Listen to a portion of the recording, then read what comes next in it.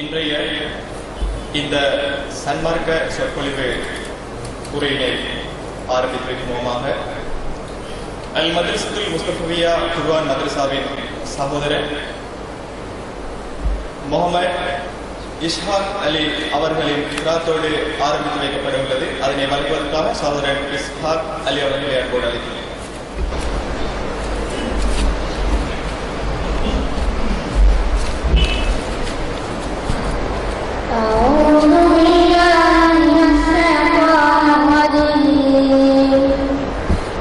بسم الله الرحمن الرحيم والضحى والليل إذا سجى ما ودعك ربك وما قلى وللآخرة خير لك من الأولى ولسوف يعطيك ربك فترضى ألم يجدك يتيما فآوى ووجدك ضالا فهدى ووجدك عائلا فأغنى فأما اليتيم فلا تقهر وأما السائل فلا تنهر وأما بنعمة ربك فحدث صدق الله العظيم. வழங்கிச் சென்ற சகோதரன் இஸ்திஹாக் அலி அவர்களுக்கு ஜஸாக்கல்லாஹ் ஹைர். அடுத்ததாக இன்றைய நாள் நிகழ்ச்சியிலே பிரதான நிகழ்வாக எமது அன்பான அழைப்பை ஏற்று இங்கு வருகை தந்திருக்கும் அனைவரையும் மீண்டும் ஒரு முறை வரவேற்றுக் கொள்வதோடு இன்றைய மார்க்க உபன்யாசனத்தினை வழங்குவதற்காக தென்னிந்தியா காயல்பட்டணம் மோஸ்கருர் ரஹ்மான் பெண்கள் அரபு கல்லூரியின் பணிப்பாளர் அல்ஹாஜ் அல் ஹாஃபில் அப்துல் காதர் மஹதுரி அவர்களுக்கு அழைப்பு விடுக்கின்றோம். அஸ்ஸலாமு அலைக்கும் வரஹ்மத்துல்லாஹி வபரகாத்துஹு. ஹம்தன் லிமன் ஹலக்கல் இன்சான் வஅல்லமஹுல் பயான் والصلاة والسلام على رسول الله وعلى آله حزب الله وأصحابه جند الله وبعد. فقد قال الله تعالى في القرآن العظيم والفرقان المجيد أعوذ بالله من الشيطان الرجيم بسم الله الرحمن الرحيم إن الدين عند الله الإسلام. சங்கைக்குரிய உலமாக்களே, முகத்தம்களே, அத்தரீகத்துல் காதிரியத்துல் நபவியாவின் அங்கத்தினர்களே, அருமையான பெரியோர்களே, சகோதரர்களே, திரளாக வருகை தந்திருக்கக்கூடிய சங்கைக்குரிய தாய்மார்களே, சகோதரிகளே, எல்லாம் வல்ல அல்லாஹுவின் பேரருளும் நபிகள் நாயகம் ஸல்லல்லாஹு அலைஹி வஸல்லம் அவர்களது நல்லாசியும் நம் அத்தனை பேர் மீதும் நிலவுமாக. அல்லாஹும் அவரது ரசூலும் எந்தெந்த காரியங்களை எடுத்து நடக்க வேண்டும் என்று நமக்கு கட்டளையிட்டுள்ளார்களோ அவை அனைத்தையும் எடுத்து நடக்கவும், எவைகளை தவிர்த்து நடக்க வேண்டும் என்று உத்தரவு பிறப்பித்துள்ளார்களோ அவை அனைத்தையும் தவிர்த்து நடக்கவும் ஆரம்பமாக எனக்கும் உங்களுக்கும் நான் வசியத்தை செய்து கொள்கிறேன். அல்லாஹ் தௌஃபீக் செய்வானாக. ஆமீன். நமது உயிரிலும் மேலான கண்மணி நாயகம் முஹம்மது ரசூலுல்லாஹி ஸல்லல்லாஹு அலைஹி வஸல்லம் அவர்கள் ஒரு நாள் தன்னுடைய அருமையான தோழர்களுக்கு மத்தியில் அமர்ந்து இப்படி பேசிக் கொண்டிருக்கிறார்கள். பக்கத்தில் பூமி அழுதது. ஏன் நாயகமே பூமி அழுதது என்று கேட்ட பொழுது, பூமி அழுமா என்ற ஒரு கேள்வி இந்த காலத்தில் கேட்பார்கள். சஹாபிகள் அப்படி கேட்கவில்லை. ஏன் அழுதது என்று தெரிந்து கொள்வதற்கு கேட்கலாம்.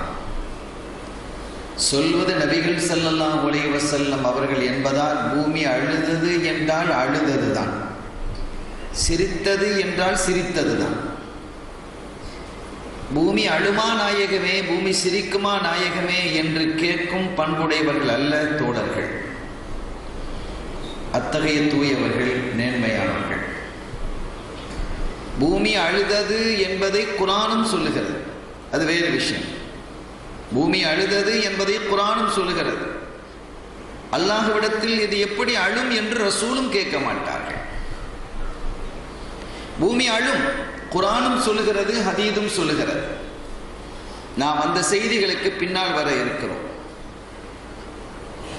இன்றைய தலைப்பே அத்தரீக்கத்துல் காதிரியா. இந்த காதிரியாவிலிருந்து பல ஃபுரூகள், பல பிரிவுகள் இருக்கிறது.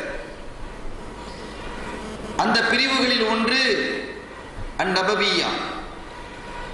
இந்த அமைப்பின் மூலமாக நடத்தப்படக்கூடிய இந்த நிகழ்வில் காதிரியா தரீக்காவினுடைய ஸ்தாபகராக இருக்கக்கூடிய நம்முடைய குருநாதர், எல்லா பிரிவுகளும் ஒன்றாக இணையக்கூடிய இந்த காதிரியாவினுடைய குருநாதராக இருக்கக்கூடிய குதுபுல் அக்தாம், ஃபர்துல் அஹ்பாப், கௌதுல் ஆதம், ஷேகுனா ஷேக் முஹையுத்தீன் அப்துல் காதிர் ஜீலானி கத்தஸல்லாஹு சிர்ரஹுல் அசீஸ் அவர்களினுடைய சிறப்பும் அவர்களுடைய வாழ்வியலில் நடந்த கராமத்து பற்றியும் உண்டான செய்திகள். அந்த கராமத், அவர்களுடைய சிறப்புகள் பற்றிய செய்திகளுக்கு சற்று கொஞ்சம் தாமதமாக வருவோம். அதற்கு முன்பாக ஒரு முன்னுரையாக அடிப்படையான செய்திகளை நாம் விளங்கிக் கொண்டால் அந்த தகவலுக்குள் நுழைவது மிக எளிதாக இருக்கும். அந்த வகையிலே நபிகள் ஸல்லல்லாஹு அலைஹி வஸல்லம் அவர்கள் சொல்கிறார்கள், பக்கத்தில் தோழர்களே, பூமி அழுதது. ஏன் அழுதது நாயகமே? அல்லாஹ்விடத்தில் அழுது முறையிட்டு பூமி சொல்லியது, ரப்பே, என்னுடைய முதுகின் மீது ஆயிரக்கணக்கான நபிமார்களுடைய பாதங்கள் பட்டுக் கொண்டு இருந்தது. அவர்களுடைய பாதங்களை சுமக்கக்கூடிய பாக்கியத்தை நான் பெற்றிருந்தேனே, நபிகள் நாயகத்தோடு அந்த பாக்கியம் முடிந்து போய் விடுகிறதே. இந்த பாக்கியத்தை நான் இழக்கிறேனே ரப்பே, இனிமேல் உன்னுடைய இறை தூதர்களை நான் சுமக்கும் பாக்கியத்தை பெற முடியாதா என்று அழுதது. நபிமார்களினுடைய பாதங்களை சுமப்பதை பெரும் பாக்கியமாக கருதியதுதான் இந்த பூமி. அப்படி ஒரு பாக்கியம் தன்னை விட்டும் விடைபெற இருக்கிறது என்பதை அறிந்த பொழுது அது அழுதது. கண்ணியத்திற்குரியவர்களே, அப்படி அழுத பொழுது அல்லாஹ் சொன்னான், பூமியே, நுபுவத்து என்ற ஒரு நிலை முடிய போகிறது என்பது உண்மைதான். அது முடிய போகிறது என்பது உண்மைதான். ஆனாலும் நபிமார்களினுடைய இதயங்களை கொண்டிருக்கக்கூடிய நல்லடியார்களை கியாம பரிபந்தம் வரை வந்து கொண்டே இருப்பார்கள் அந்த அவுலியாக்கள் என்று அல்லாஹ் பூமிக்கு சாந்தியை ஏற்படுத்தினான் என்று செய்தி ஹதீஸில் பதிவாகி இருக்கிறது. ஆக அவுலியாக்கள் நபிமார்களுடைய இதயத்தை கொண்டிருப்பார்கள். அப்படி நபிமார்களுடைய இதயத்தை கொண்டிருக்கக்கூடிய அந்த பெருமக்கள் இந்த பூமியிலே இறுதி நாள் வரை நடந்து கொண்டிருப்பார்கள். அந்த வாக்கியம் உனக்கு இருக்கிறது என்று சொன்ன பொழுது பூமி சமாதானம் அடைந்தது. அத்தகைய பெருமக்கள் யார் என்றால், நபிமார்கள் அத்தனை பேரும் வலிமார்கள் தான். நபிமார்கள் எல்லோருமே வலிமார்கள் தான். நபிமார்களாகவும் இருக்கிறார்கள், வலிமார்களாகவும் இருக்கிறார்கள். சஹாபிகள் அத்தனை பேரும் வலிமார்கள் தான். சஹாபிகளாகவும் இருக்கிறார்கள், வலிமார்களாகவும் இருக்கிறார்கள். அப்படியானா நீங்க அபூபக்கர் சித்திக் வலியுல்லான்னு சொல்றது இல்லை என்ற ஒரு கேள்வி கேட்கலாமா இல்லையா? அபூபக்கர் சித்திக் ரலியல்லாஹு தஆலா அன்ஹு அவர்களை ஏன் வலி என்று நீங்கள் சொல்வது இல்லை? உமர் ரலியல்லாஹு தஆலா அன்ஹு அவர்களை வலி என்று நீங்கள் ஏன் சொல்வதில்லை? இந்த கேள்விகள்லாம் இப்போது நடக்குது. நாம கேட்கிறோம், ஆதம் ஒலியுல்லா அப்படின்னு நம்ம சொல்றோமா? சொல்றது இல்லை. நூஹு ஒலியுல்லான்னு சொல்றோம், நூஹு நபின்னு சொல்றோம். நபி என்று வரும் பொழுது அதிலே வலியும் அடங்கி விடுகிறது. நபி என்று வரும் பொழுது அது வலியும் அடங்கி விடுகிறது. இரண்டு சிறப்புகள் ஒன்று சேரும் பொழுது ஏதாவது ஒன்றை சொல்லுவார்கள். அதை நபி என்று சொன்னால் அது வலியும் அடங்கி விடுகிறது. சஹாபிகள் எல்லாம் வலிமார்கள் தான். நீங்க ஏன் உதுமான் ரலியல்லாஹு தஆலா அன்ஹு அப்படின்னு சொல்றீங்க? உதுமான் ஒலியுல்லான்னு சொல்லலாமே. கேள்விகள் இன்றைக்கு. சஹாபி என்றாலே வலிமார்கள், எல்லா சஹாபிகளும் வலிமார்கள் என்றுதான் நாம் சொல்லுகிறோம். கண்ணியத்திற்குரியவர்களே, சஹாபிகள் என்று சொல்லும் பொழுதே வலியும் வந்து விடுகிறார், நபி என்று சொல்லும் பொழுதே வலி என்பதும் வந்து விடுகிறது. அதை முதலாவது விளங்கிக் கொள்ளணும். இந்த அடிப்படை அறிவு இல்லாததினால் ஏற்படக்கூடிய பிழையான பேச்சுக்கள் இவைகள். இப்ப ஒருத்தர் வந்து எம்டி படித்திருக்கிறார், பெரிய டாக்டர் படித்து படித்து படித்து படித்து எம்டி படித்திருக்கிறார். அவர் எம்டி என்று சொன்னா ஏன் அவரை வந்து நீங்க ஏ லெவல் சொல்லலன்னு கேட்பீங்களா?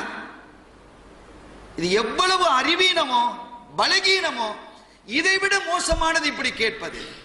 ஏன் அவர் ஏ லெவல் படிச்சிருக்கிறார், ஏ லெவலை தாண்டி எம்டி ஆகி இருக்கிறார், எம்பிபிஎஸ் படித்து அதற்கு மேலே வந்திருக்கிறார். அப்படிப்பட்ட ஒரு நிலை வந்ததற்கு பிறகு கீழ் உள்ள பட்டங்களை சொல்லிக் கொண்டிருக்க வேண்டிய அவசியம் இல்லை.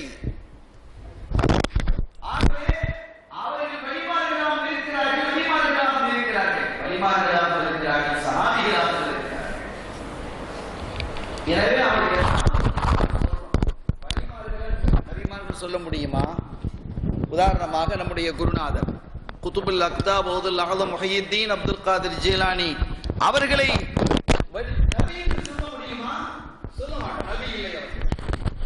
அவர்களை சஹாபி என்று சொல்வோமா? சஹாபி இல்லை. எப்படி சொல்வது? வலி என்று மட்டும்தான் சொல்ல முடியும். எனவே வலிமார்களாக மட்டும் இருக்கக்கூடியவர்களை வலிமார்கள் என்கிறோம். நபிமார்களாகவும் வலிமார்களாகவும் இருக்கக்கூடியவர்களை நபிமார்கள் என்கிறோம்.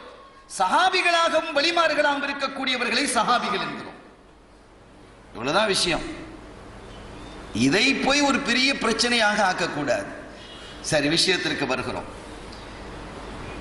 இந்த வலிமார்கள் அவர்கள் நபிமார்களுடைய இதயங்களை கொண்டிருப்பார்கள் என்று சொன்ன பொழுது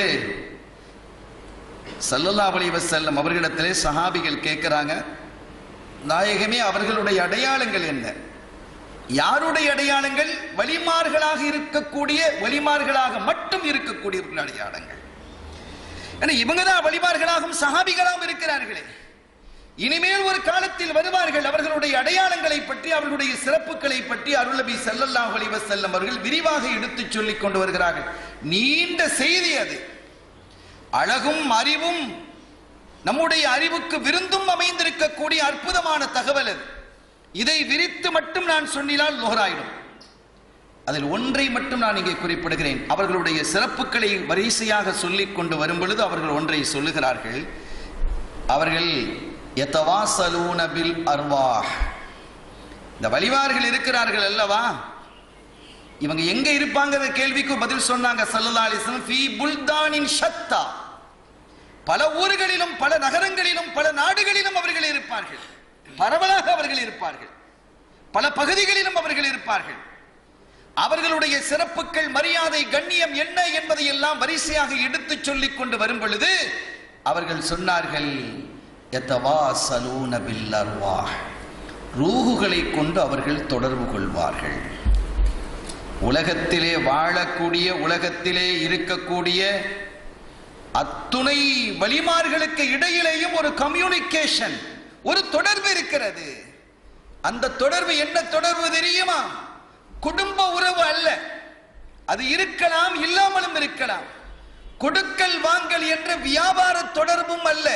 அது இருக்கலாம், இல்லாமலும் இருக்கலாம். சில பேர் குடும்ப உறவா இருக்கலாம். காஜா நாயகம் இருந்தாங்க, அஜ்மீர் காஜா முஹையினுத்தீன் ஜிஷ்தி ரலியல்லாஹு தஆலா அவர்கள் குதுப் நாயகத்துக்கு உறவு முறை, காஜா நாயகத்திற்கு குதுப் நாயகம் மாமா முறை. இருவரும் சந்தித்திருக்கிறார்கள், ஒரே காலத்தில் உள்ளவர்கள். சையத் அஹ்மது கபீர் ரிஃபாயி ரலியல்லாஹு தஆலா அன்ஹு அவர்கள் குதுப் நாயகத்தினுடைய காலத்திலே உள்ளவர்கள், சந்தித்திருக்கிறார்கள், ஒரே காலத்தில் உள்ளவர்கள். ஆக இந்த உறவுகள் இருக்கலாம். இந்த உறவை பற்றி ஸல்லல்லாஹு அலைஹி வஸல்லம் அவர்கள் பேசவில்லை. மாறாக என்ன சொன்னார்கள் தெரியுமா? யதவாஸலூன பில் அர்வாஹ். உலகத்தினுடைய பல பகுதிகளிலும் இருக்கக்கூடிய அவர்களுக்கு இடையிலே ஒரு தொடர்பு இருக்கிறது. அந்த தொடர்பு ரூஹுகளினால் ஏற்படக்கூடிய தொடர்பு. ரூஹை பத்தி நாம முழுமையா சொல்ல முடியாது. அந்த அறிவு இந்த சமூகத்திற்கு, மனிதர்களுக்கு கொஞ்சம் தான் தரப்பட்டிருக்கிறது என்று குர்ஆன் சொல்லுகிறது. எனவே அந்த ரூஹை பற்றிய ஆய்வு, ஆராய்ச்சி இன்று வரை நடந்து கொண்டிருக்கிறது. சில விஷயங்களை கண்டுபிடித்தும் இருக்கிறார்கள். அது சரியாகவும் இருக்கிறது. அது இருக்கலாம். குர்ஆனே சொல்லி காட்டுகிறது, கொஞ்சம் போன்ற அறிவு அவர்களுக்கு வழங்கப்பட்டிருக்கிறது ரூஹ் சம்பந்தமாக. எனவே பெரும் அறிவு வழங்கப்படுவதில்லை. இந்த கண் பார்க்கிறது, காது கேட்கிறது, கைகள் இயங்குகிறது, கால்கள் நடக்கிறது என்று சொன்னால் அதற்கு அடிப்படை ரூஹ் இல்லையா? உலகத்தினுடைய ஓட்டம் ரூஹை கொண்டிருக்கிறது. ரூஹினுடைய நிறம் என்ன, அதன் தன்மை என்ன, அது எப்படி இருக்கும், எங்கிருந்து வருகிறது, அது எங்கே போகிறது, எப்படி போகிறது என்றெல்லாம் கேள்விகள் எழுகிறதா இல்லையா? இந்த கேள்விகளுக்கெல்லாம் என்ன பதில்? ஆய்வாளர்களிடத்தில் இதற்கு நோ ஆன்சர்.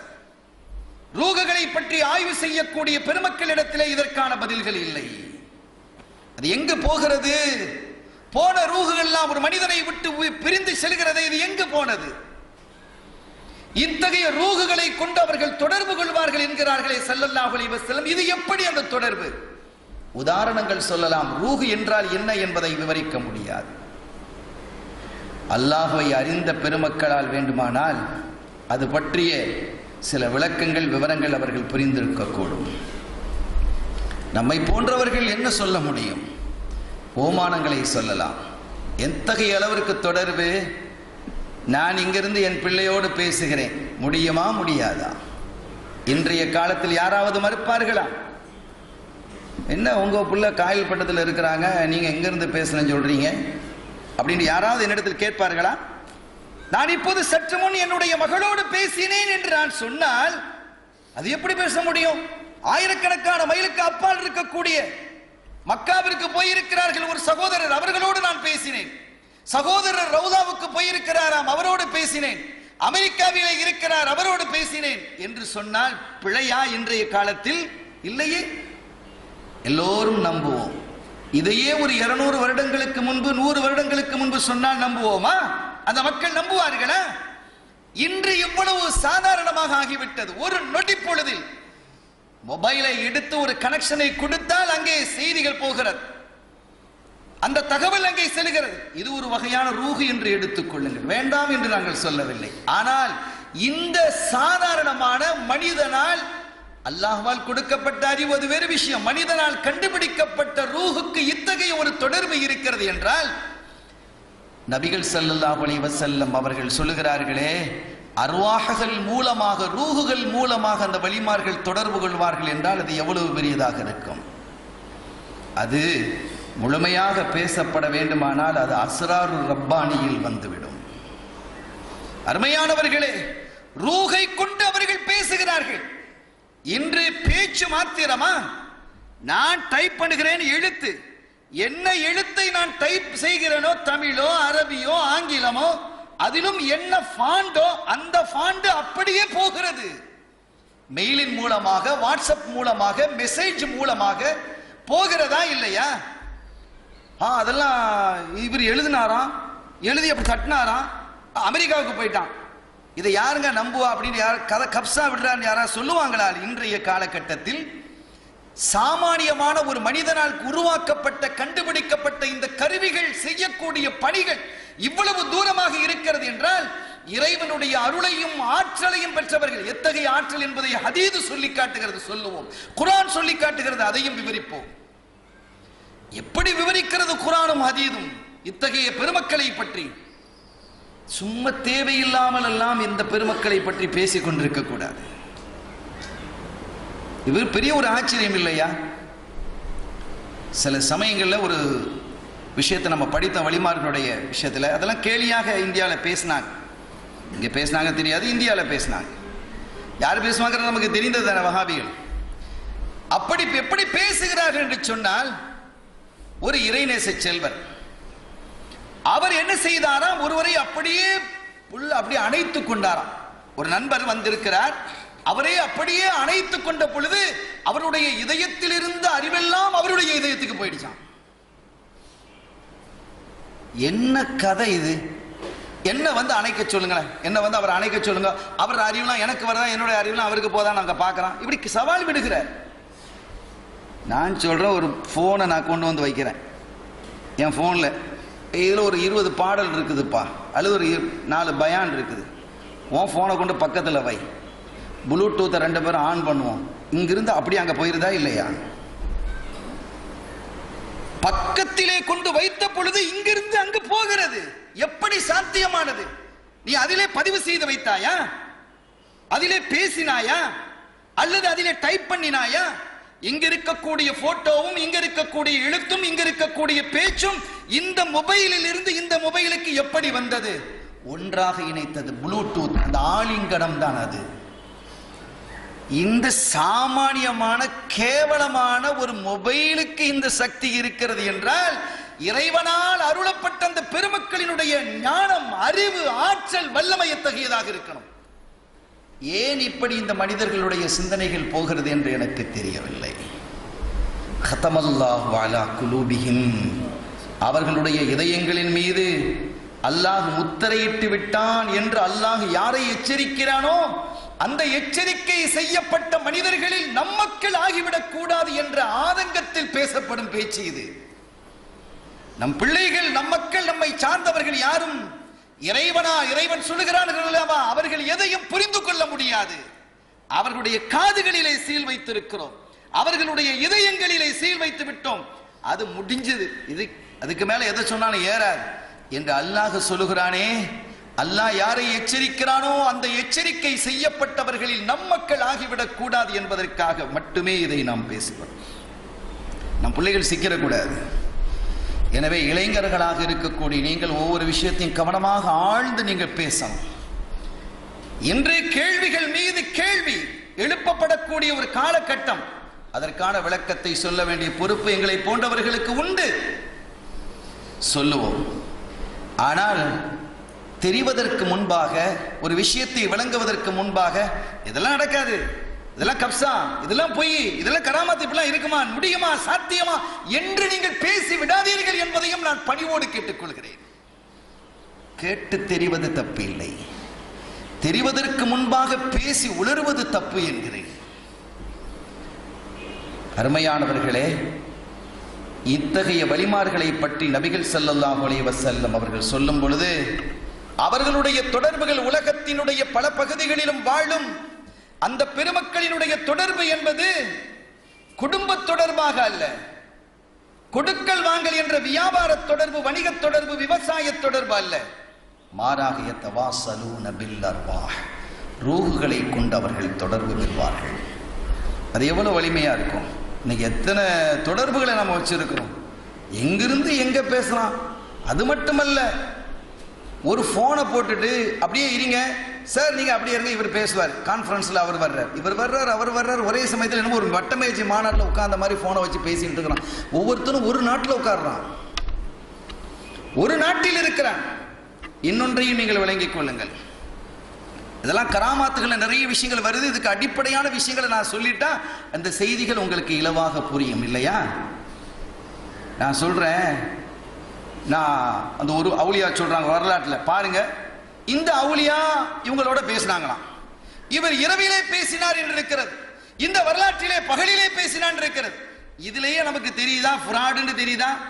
அட, இவர் பேசினாரு, இவர் 2 பேரும் பேசி இருக்கிறாங்க, இந்த அவுலியாவும் பேசினாங்க. அது பேச முடியுமா? அவரு ஒரு நாட்டில் இருக்க, ஒரு நாட்டில் இருக்கிறார், இது போகட்டும். பேச முடியுமா? அது சரி, பேச முடியும் என்று வைத்துக் கொண்டால் இப்படி எல்லாம் கேட்கிறாங்க. அவர் இரவுல பேசினாராம், இந்த கிதாப்ல வருது பகல்ல, இவர் பகல்ல பேசினாரு. இப்ப இதே பொய்ன்னு தெரியுதா இல்லையா? நான் இப்ப அமெரிக்காவில் இருக்கக்கூடிய ஒருத்தனோட பேசுறேன். நான் எப்ப பேசுறேன்? பகல்லையா இரவுலையா? பகலில். அவன் எப்ப பேசுறான்? இரவில். ஒரே நேரத்தில் பேசுகிறோமா இல்லையா? இப்போது அமெரிக்காவினுடைய நிலை என்ன? பகலா இரவா? இரவு. ஒரே நேரத்தில் தான் பேசுகிறோம், ஆனால் அவன் பேசுவது இரவு, நான் பேசுவது பகல். இப்படித்தான் செய்திகள் இருக்கிறது மௌலிதுகளில். ஆனால் இதை பார்க்கும் பொழுது சொல்லுவது பாத்தீங்களா, செய்தி ஒன்று பகல் இரவு என்று வருகிறது, எவ்வளவு முரண்பாடு என்று கேட்கும்போது பாத்தீங்க, ஆமா இவர் என்னமோ எல்லாம் விளங்கின மாதிரி. எவ்வளவு எளிதான விஷயம் இது. கடலுக்குள்ள இருந்து பேசலாம், பேசலாமா இல்லையா? சப்மெரின் உள்ள போது, கடலுக்குள்ள உட்கார்ந்து பேசிட்டு போது குத்துபு நாயகம் சொல்கிறார்கள், கடலுக்கு அடியில் இருந்தாலும் நான் வந்து காப்பாற்றுவேன் என்று. இன்னைக்கு முடிகிறதா இல்லையா? எப்படி வந்து காப்பாற்றப்படுகிறது? அங்கிருந்து தகவல் சொல்லுகிறான். இன்னும் இங்கிருந்து அவங்க வந்து எப்படி காப்பாற்றுவாங்க? பக்தாதில் இருப்பாங்களா, இவர் ஸ்ரீலங்கால வந்து காப்பாத்திட்டு வரான். கேட்கிறான் கேள்விகள். காப்பாற்ற முடியாதா? தகவல்கள் எங்கோ நடுக்கடலிலே சிக்கிக் கொண்டிருக்கக்கூடிய கப்பலில் இருந்து தகவல் வருகிறது, இந்த நிலையில் நாங்கள் சிக்கி இருக்கிறோம் என்று. உடனடியாக அடித்த தகவல். ஒரு சின்ன விஷயத்தை நான் சொல்றேன். போன முறை நான் இலங்கைக்கு வந்திருந்த பொழுது ஒரு பகுதிக்கு நாங்கள் இரவிலே நிகழ்ச்சியை முடித்துவிட்டு வரும் பொழுது சரியான யானைகள் நிறைந்திருக்கக்கூடிய ஒரு காட்டில் வந்து எங்களுடைய வாகனம் நின்றுவிட்டது. கடந்த முறை வந்திருக்கும் பொழுது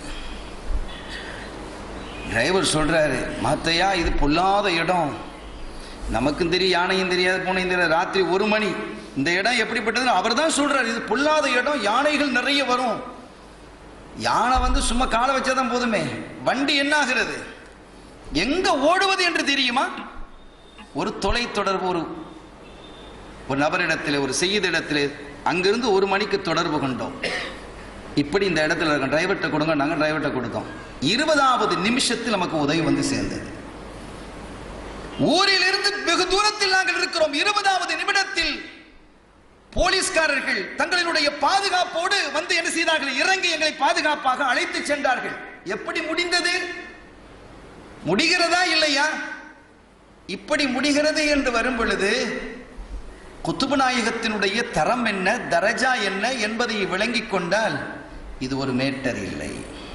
பேச போகிறோம் அவங்களுடைய தரஜா என்ன, அவங்களுடைய வலிமை என்ன, இது பற்றி குர்ஆன் என்ன சொல்கிறது, ஹதீஸ் என்ன சொல்கிறது என்பதை தெளிவான விளக்கத்தோடு நாம் பேசும் பொழுது எல்லாமே தெளிவாக இருக்கும். அதற்கு பிறகும் யாருக்கும் தெளிவாகவில்லை என்றால் அது என்றும் தெளிவாகாது. அது மனம் முரண்டு என்பதை தவிர வேறு ஒன்றும் இல்லை. அதற்கு பிறகு என்ன சொல்ல முடியும் அவர்களை? அது அல்லாஹ்வினுடைய கையில் இருக்கிறது. சங்கையான பெருமக்களே, இப்படி ஒன்றை ஒருவர் வந்து காப்பாற்ற முடியும் என்று சொன்னால் சாதாரணமாக இன்றைய காலத்தில் அது நடந்து கொண்டிருக்கிறது. உடனடியாக உதவிகள் வருகிறது, மெசேஜ் உடனடியாக போகிறது, தகவல் உடனடியாக வந்து விடுகிறது, உதவியும் உடனடியாக வந்து விடுகிறது. இறை அன்பர்களால், இறை நேசர்களால் இது போன்ற உதவிகளை செய்ய முடியாது என்று இந்த காலத்தில் யாராவது சொன்னால் இவர்களை விட மடையர்கள் யார் இருக்க முடியும்? இவர்களை விட அறிவியனர்கள் யார் இருக்க முடியும்? எப்படியெல்லாம் உதவிகள் வந்து சேருகிறது. ஆக நபிகள் ஸல்லல்லாஹு அலைஹி வஸல்லம் அவர்கள் சொன்னார்கள், யதவாஸலூன பில் அர்வாஹ், ரூஹுகளை கொண்டு அவர்கள் தொடர்பு படுத்துகிறார்கள். சாதாரணமாக இந்த லேசர், இந்த வேவ்ஸ், இந்த அலைகளின் மூலமாக இவ்வளவு பெரிய ஒரு தொடர்பை இந்த உலகத்தில் ஏற்படுத்த முடியும் என்று இருக்குமே, ஆனால் உண்மையிலே அடிப்படையில் இவைகள் ரூஹு இல்லை. ரூஹுக்கான ஒரு உதாரணமாக நாம் சொல்லிக் கொள்வதை வேணா ரூஹுன்னு வைத்துக் கொள்ளுங்கள் என்று சொல்லமே தவிர ரூஹு அல்ல அது. ஆனால் இதுவே இவ்வளவு பணிகளை செய்கிறது என்று இருக்குமே, ஆனால் ரூஹுகளினுடைய வலிமை என்ன? குலிர் ரூஹ் மின் அம்ரி ரப்பி, நாயகமே நீங்கள் சொல்லிவிடுங்கள், ரூஹு என்னுடைய இறைவனுடைய கட்டளையின் புறத்தில் உள்ளது, அவனுடைய ஆற்றல் புறத்தில் உள்ளது, அவனுடைய வலிமையின் புறத்தில் உள்ளது அல்லாஹ் சொல்றான். அல்லாஹ்வினுடைய வலிமைக்கு என்ன அளவுகோல் இருக்கிறது, என்ன கட்டுப்பாடு இருக்கிறது? இங்கிருந்து ஒரு ஸ்கட்டை அனுப்பினால் அது இத்தனை கிலோமீட்டர் தூரம் சென்று அந்த இலக்கை தாக்கும். சரி, அல்லாஹ்வினுடைய இலக்கு இதுவரை தான் இத்தனை கிலோமீட்டர் என்ற இலக்கை நிர்ணயிப்பீர்களா? இதற்கு மேலால் அல்லாஹ்வால் முடியாது என்று சொன்னார். அல்லாஹ் யாருக்கு சக்தி கொடுத்திருக்கிறானோ அவர்களால் முடியாது என்று சொன்னால் என்ன நிலை ஏற்படும்? ஈமானில் பலகீனம் அல்ல, ஈமானே இல்லாத நிலை ஏற்படுமா, ஏற்படாதா? யோசித்து பார்க்கணும். பேசிவிட்டு யோசிக்காதீர்கள், பேசுவதற்கு முன்பாக யோசியுங்கள். பேசிட்டு யோசிக்க கூடாது, பேசுறதுக்கு முன்னால யோசிச்சுட்டு பேசணும். இதுதான் மார்க்கம், இப்படித்தான் நமக்கு சொல்லித் தருகிறது. அந்த வகையில் உலகத்தில் வலிமார்களாக இருக்கக்கூடிய நாதாக்கள் உலகினுடைய பல பகுதிகளிலும் வாழ்ந்து கொண்டிருக்கிறார்கள். அவர்களுக்கு இடையிலே தொடர்புகள் இருந்து கொண்டிருக்கிறது என்று கண்மணி நாயகம் ஸல்லல்லாஹு அலைஹி வஸல்லம் அவர்கள் அறிவித்திருக்கிறார்கள்.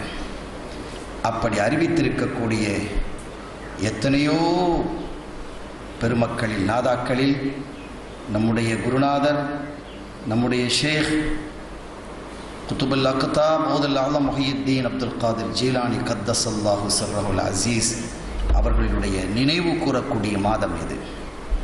அவர்களுடைய மௌலிதை ஓதக்கூடிய மாதம் இது.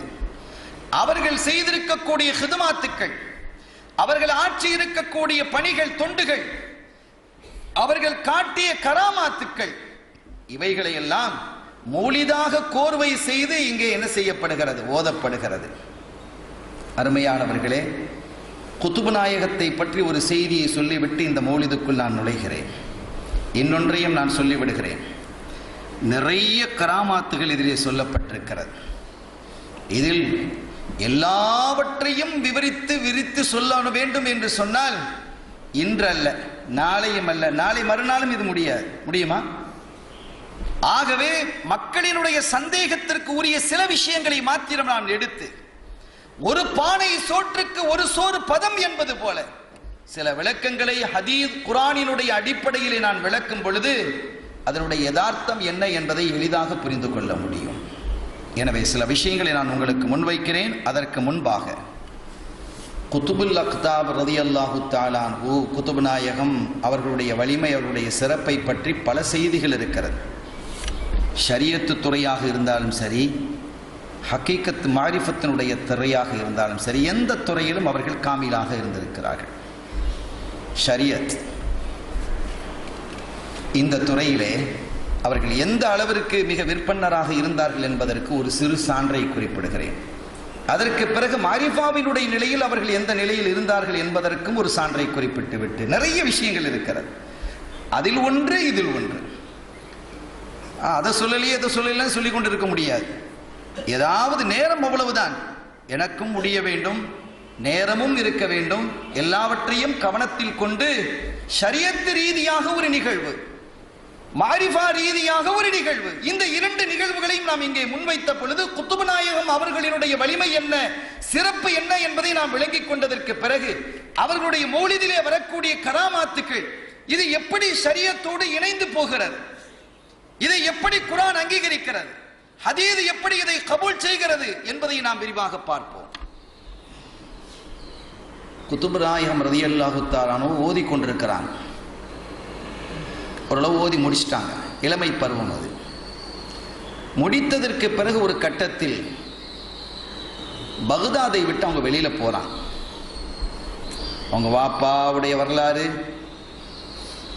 அவர்களுடைய அவங்க எந்த அளவுக்கு பேணுதலாக இருந்தார்கள், தாயுடைய வரலாறு, அவர்கள் இளம் வயதிலேயே அங்கு வழியாக இருந்ததை அவர்கள் அறிந்தது என்று பல நிகழ்ச்சிகள் இருக்கு. நான் அதுக்குலாம் உள்ள போகல. இப்ப ஷரியத்துடைய செய்தியாக ஒரு செய்தியை நான் சொல்றேன். நிறைய செய்திகள் இருக்கு. அவங்களுடைய வாழ்க்கை வரலாறு முழுவதையும் பேசி முடிக்க முடியாது. அதற்கான தருணமும் நேரமும் இடமும் இது அல்ல. தெளிவாக நீங்கள் விளங்கிக் கொள்ள வேண்டும். பல நிகழ்வுகளில் ஒரு நிகழ்ச்சியை மாத்திரம் உங்கள் முன் நான் சமர்ப்பிக்கிறேன். பக்தாதை விட்டு அவர்கள் வெளியேறுகிறார்கள். ஓதி முடிச்சாச்சு. பக்தாதில் இனி இருப்பது இல்லை என்று முடிவு செய்தார்கள். பக்தாதில் இருக்கிறது போறதுன்னு போயிட்டாங்க. பக்தாதை விட்டு போறாங்க. ஆனால் அல்லாஹ்வின் விருப்பம் அவர்கள் பக்தாதுக்கு திரும்பி வர வேண்டும் என்பதுதான். அப்படி அவர்கள் வெளியே போய்விட்டு சில காலம் கடந்து இறைவனால் அவர்களுக்கு இல்ஹாம் என்ற அந்த உணர்வு ஊட்டப்பட்டு அவர்கள் பக்தாதுக்கு வருகிறார்கள். இந்த வருகை தருவதற்கு சில நாட்களுக்கு முன்பாக, பக்தாதுக்குள்ள நுழைவதற்கு முன்பாக ஒரு பிரச்சனை பக்தாதிலே நடைபெறுகிறது. ஷரியத் ரீதியான ஒரு பிரச்சனை நடைபெறுகிறது. என்ன பிரச்சனை தெரியுமா? ஒருவர் தன்னுடைய மனைவியை பார்த்து, மாப்பிள்ளை பொண்ணுக்கு சண்டை வந்துருச்சு. கணவனுக்கும் மனைவிக்கும் இடையிலே சண்டை வந்த பொழுது அவர் சொன்னார், அந்த காலத்தில் இந்த மாதிரி சில சமய விஷயங்கள் நடந்துடும்.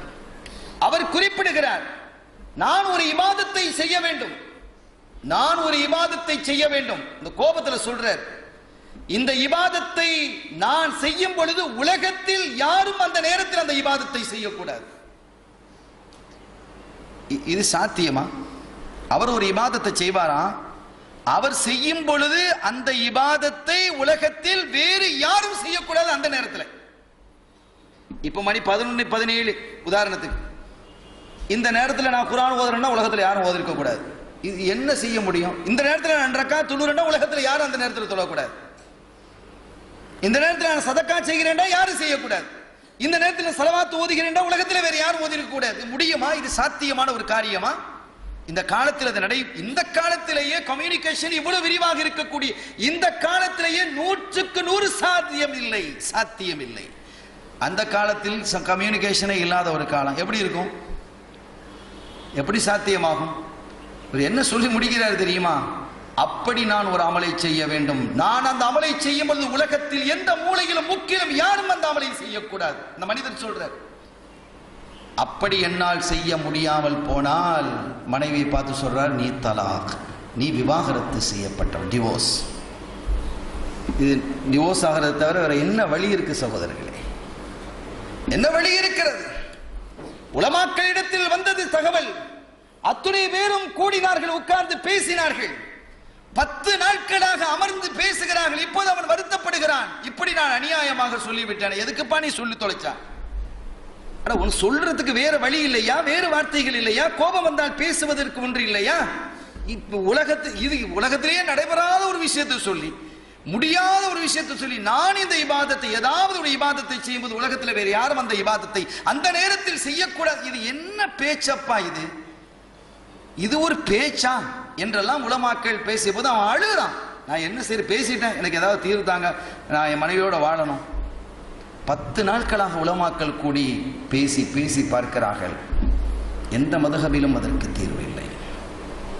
உன் மனைவி தலாக்கு தான் என்று முடிவுக்கு வர்றான். வேற என்ன செய்ய முடியும்? அவர்கள் வருத்தப்பட்டு சொன்னார்கள், நீ செய்திருக்கக்கூடிய பிழை அப்பா, எப்படி செய்ய முடியும்? என்ன சாத்தியம் இருக்கு? எப்படியாவது பாருங்க. எப்படியாவது பாங்குறேன்னா என்ன இது வியாபாரமா? நீ செய்த வேலைக்கு என்ன செய்வது? நாங்கள் இறை சட்டம் இல்லையா இது என்று சொன்னதற்கு பிறகு அந்த சமயத்தில் குதுப் நாயகம் பகதாதிற்கு வந்து விட்டார்கள். திரும்பி வர்றாங்க, தகவல் கிடைச்சிச்சு, உள்ள வந்துட்டாங்க. இனி உலமாக்கெல்லாம் அவங்களை அழைக்கிறாங்க. இதுல பெரிய விசேஷம் என்ன தெரியுமா? அந்த உலமாக்களில் ஓது நாயகம் குதுப் நாயகத்தினுடைய உஸ்தாதுமார்கள் இருக்கிறாங்க. கொஞ்சம் யோசிங்க, உஸ்தாதுமார்களாக இருக்கக்கூடியவர்களும் கூட குதுபுல் அக்தாப் அவர்களை அழைத்து, அப்துல் காதிர் இதற்கு ஏதாவது விளக்கம் இருக்குதான்னு கேட்கிற அளவுக்கு இருக்கிறது என்றால் குதுப் நாயகம் ஷரியத்தினுடைய ரீதியில் எவ்வளவு உயர்வான இல்மை பெற்றிருப்பார்கள். நீ சில பேர் பேசிக்கிட்டு இருக்கிறான் குதுப் நாயகத்தினுடைய ஷரியத்தினுடைய இல்மை பற்றி அவர்கள் பேசும் பொழுது, குதுப் நாயகத்திற்கு ஷரியத்தை கற்றுக் கொடுத்த ஆன்மீகவாதிகளும் அறிஞர்களும் பேரறிஞர்களும் அங்கே இருக்கிறார்கள்.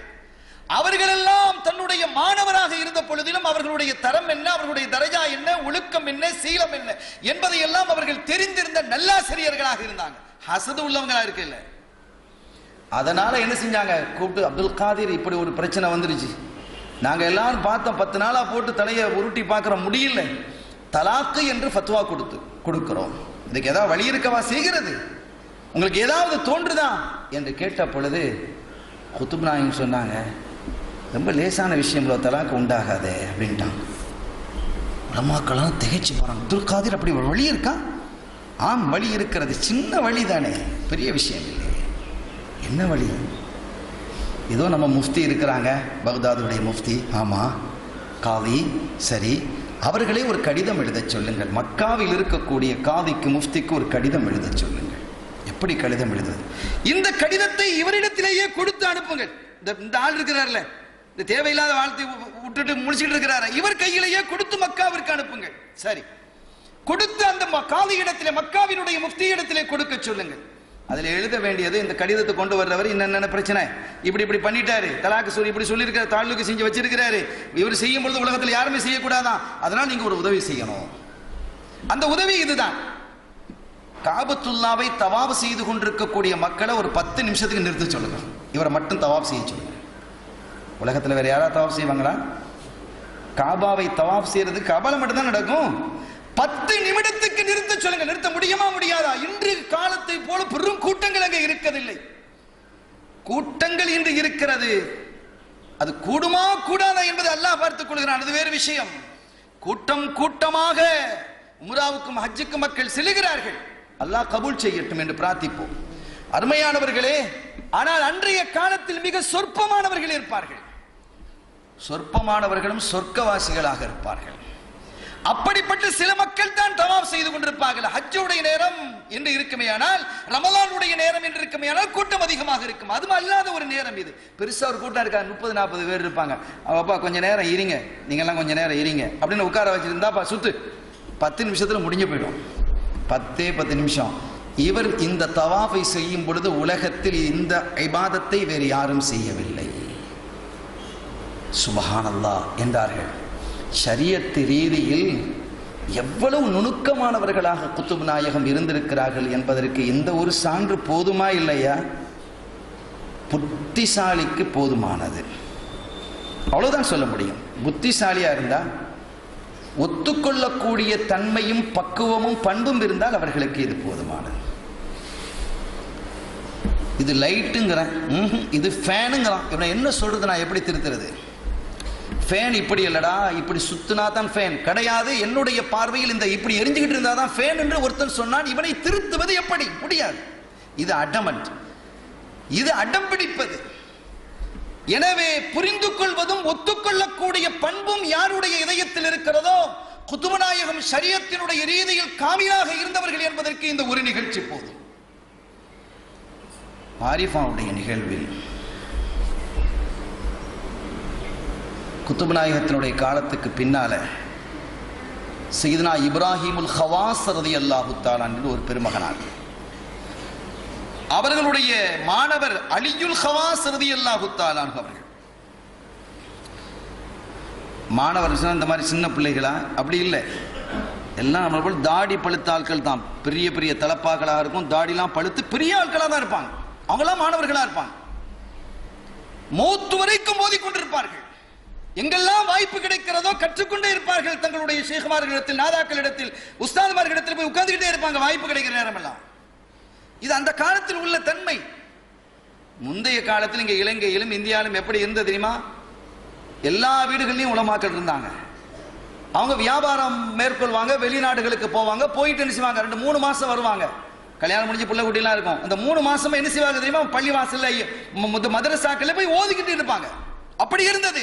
இங்க இருக்கக்கூடிய பெருமக்களிடத்தில் நீங்கள் கேட்டு பாருங்கள். எங்க ஊரில் எல்லாம் அது நடந்தது. என்னுடைய வாப்பா அப்படி ஓதி இருக்கிறார்கள். எத்தனை வயசு எங்க வாப்பா ஓதும் போது?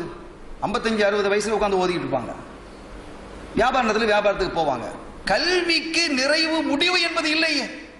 இன்னைக்கு முடிந்து போயிடுமா? அப்படி பெருமக்கள் உட்கார்ந்து ஓதிக்கொண்டிருக்கிறார்கள். இப்ராஹிம் ஹவாஸ் ரலியல்லாஹு தஆலா அவர்களிடத்தில் அலியுல் ஹவாஸ் ரலியல்லாஹு தஆலா ஓதுறாங்க. பெரிய வயசு. ஒரு நாள் அவங்க கேட்குறாங்க, உஸ்தாத் ஷேக்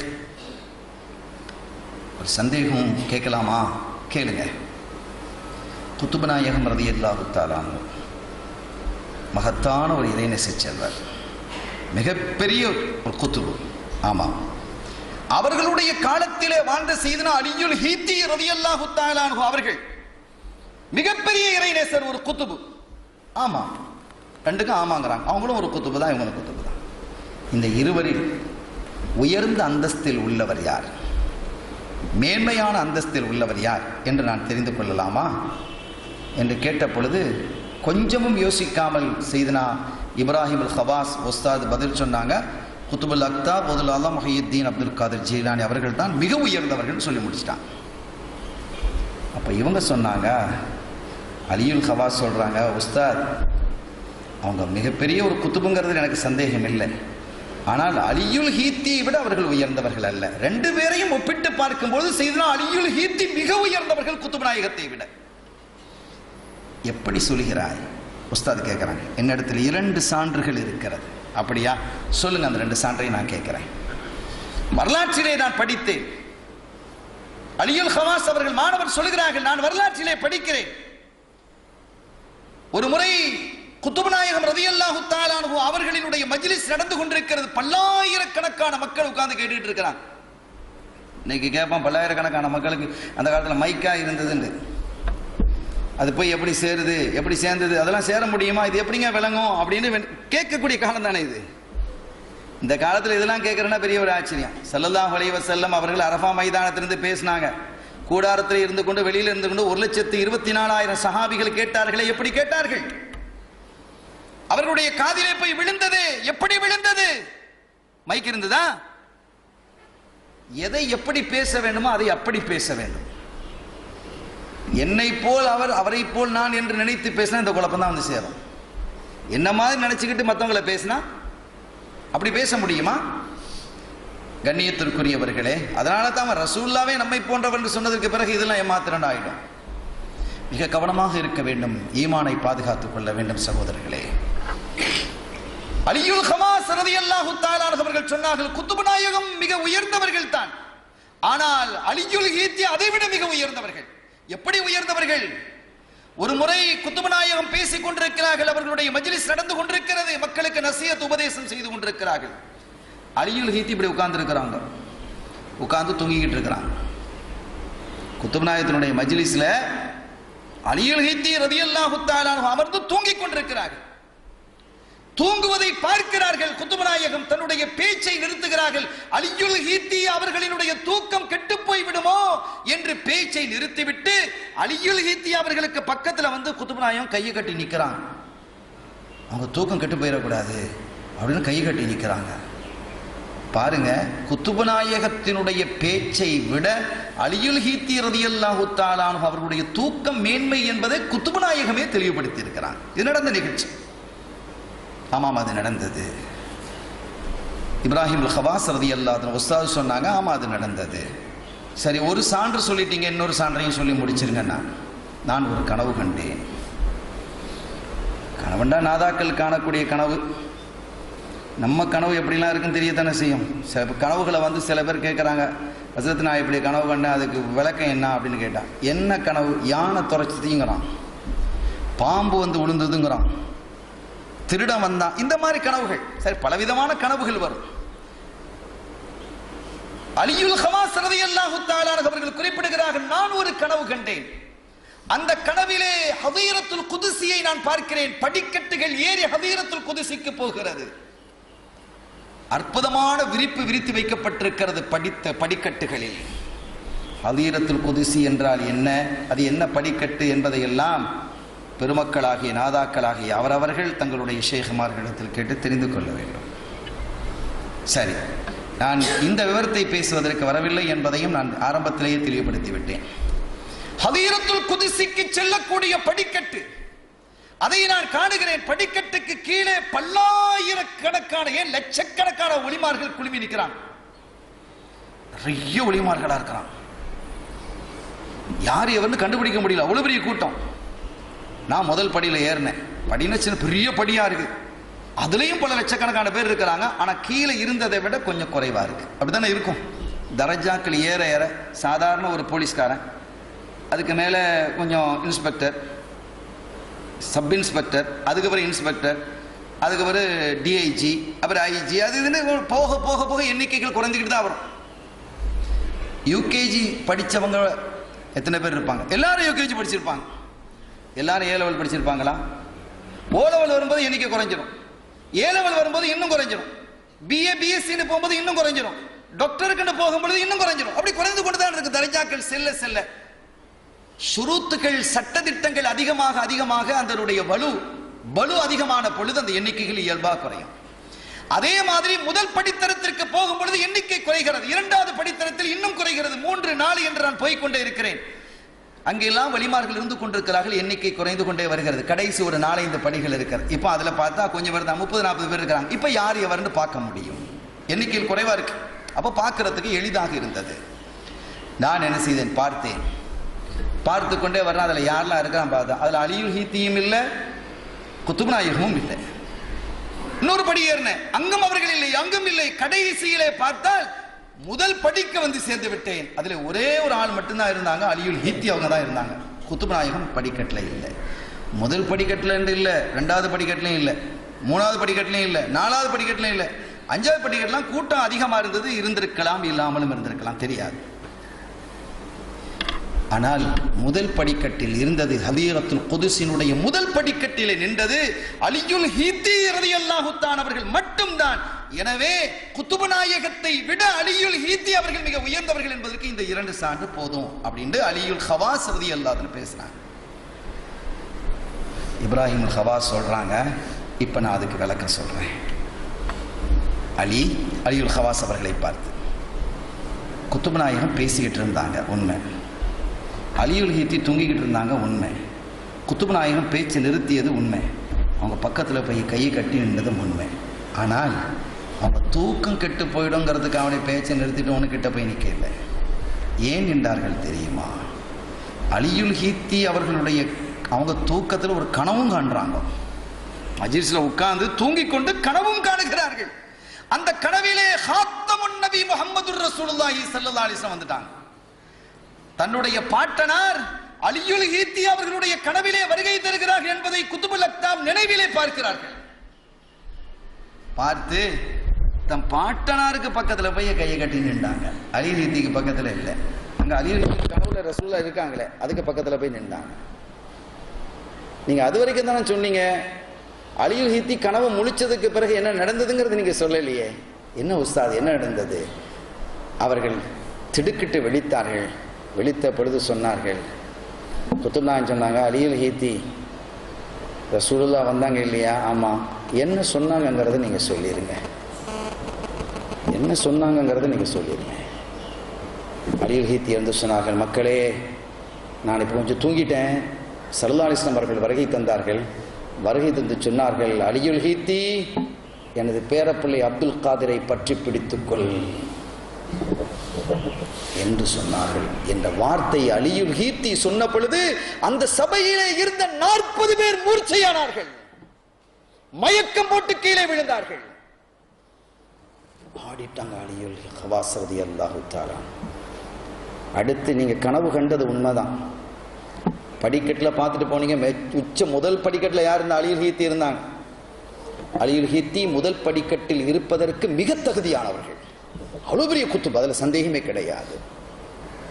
குத்துப் நாயகம் அந்த முதல் படிக்கட்டிலையும் இல்லை, 2வது தரஜான இல்லை, 3வது தரஜான இல்லை, 4வது தரஜான இல்லை. அதுக்கு கீழே இருக்கிறாங்களா இல்லையாங்கிறது தெரியாது. ஏன்னா பெரிய கூட்டமால இருக்கு, கண்டுபிடிக்க இயலாது அப்படின்னு நீங்க சொன்னீங்க. சரி, முதல் படிக்கட்டு வரைக்கும் போனீங்களே, அதுக்கு பிறகு என்ன இருந்ததுன்னு கேட்கிறாங்க. அலியுல் ஹவாஸ் அலி, அதற்கு பிறகு என்ன இருந்தது? உஸ்தாத், அதுக்கு பிறகு ஒரு திரை இருந்தது, ஒரு ஹிஜாப் இருந்தது. இருந்ததா? ஆமா. திரைக்கு உள்ள திரையை நீக்கிக்கிட்டு போனீங்களா? இல்லை. அந்த படிக்கட்டையும் தாண்டி திரையை நீக்கிக் கொண்டு உள்ளே போனால் குத்துபு நாயகத்தை நீங்கள் பார்த்திருக்கலாம். படிக்கட்டில் நிற்க வேண்டியவர்கள் அல்ல அவர்கள் என்பதையும் நீங்கள் விளங்கிக் கொள்ளணும். கையை உயர்த்திட்டாங்க அலியுல் ஹவாஸ் ரலியல்லாஹு தஆலா. இது இந்த செய்தி நம்பக்கூடியவர்களுக்கு உண்டானது செய்தி. ஒரு தகவலை சொல்லியிருக்கிறோம். அவர்கள் இர்ஃபானினுடைய இல்மில், நிலையில், தரஜாவில் எவ்வளவு உன்னதமான இடத்தில் குத்துப் நாயகம் இருந்தார்கள் என்பதற்கான ஒரு சான்று இது. ஆக ஷரியத்து ரீதியாகவும் ஹகீகத் மாரிஃபத் ரீதியாகவும் ஒவ்வொரு சான்றையும் நாம் முன்வைத்திருக்கிறோம். அவர்கள் எல்லாவற்றிலும் காமிலாக இருந்திருக்கிறார்கள் என்பதற்கு இந்த 2 செய்திகளும் நம்பிக்கையாளர்களுக்கு போதுமானது என கூறிக்கொண்டு அடிப்படை விஷயத்திற்கு நான் வருகிறேன். சங்கையானவர்களே, இப்ப என்ன அப்படின்னு கேட்டா, குத்துப் நாயகத்தினுடைய மௌலிதுக்கு நாம இப்போ வர்றோம். உங்களுக்கு ஃபண்டமெண்டல் என்னங்கிறத நான் விவரிச்சிருக்கிறேன். ஒரு அடிப்படையான விஷயங்களை நான் விவரிச்சிருக்கிறேன். நாதாக்களினுடைய பரக்கத்தால், அவர்களுடைய துஆ போற்றினால் இந்த சபையிலே வந்து இந்த சபையினுடைய கண்ணியம், இந்த சபையினுடைய மகத்துவம் என்ன என்பதை நானும் உணர்ந்திருக்கிறேன். அந்த அடிப்படையிலே சொல்லப்பட்ட செய்திகளை அன்றி என்னுடைய கெட்டிக்காரத்தனமோ என்னுடைய திறமையோ அல்ல என்பது எனக்கே நன்றாக தெரியும் சகோதரர்களே. இதில் என்னுடைய வலிமை, என்னுடைய திறமை எதுவும் அல்ல. என்னுடைய நாவில் ஒரு நரம்பை அல்லாஹ் இழுத்தால் நான் என்ன பேச முடியும்? நான் அஞ்சுகிறேன். அஹாஃபுல்லாஹ், நான் அல்லாஹ்வை பயப்படுகிறேன்.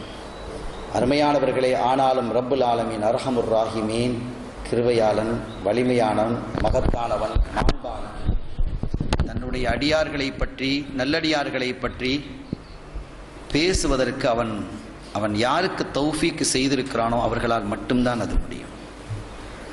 அந்த தௌஃபீக்கை அல்லாஹ் நமக்கும் நம்மை சார்ந்தவர்களுக்கும் தந்தருள் பாலிப்பானாக. நம்முடைய சுன்னத்துல் ஜமாஅத்தினுடைய உலமாக்கள் யாவருக்கும் அல்லாஹ் தந்தருள் பாலிப்பானாக. நான் தகவலுக்கு வருகிறேன். அடிப்படை விஷயத்துக்கு இப்போ தான் நான் உள்ளே வந்திருக்கிறேன். ஆனாலும் நீண்ட நேரம் பேசுகிறதுக்கு இங்கே அனுமதி முகத்தமும் சொல்லிட்டாங்க, இருக்கிறவங்க எல்லாம் சொல்லியிருக்கிறாங்க. ஆனால் என்னையும் நான் கொஞ்சம் யோசிக்க வேண்டியது இருக்கிறது என்பதை நீங்கள் உணர்ந்து கொள்ள வேண்டும். முதல் தகவல்,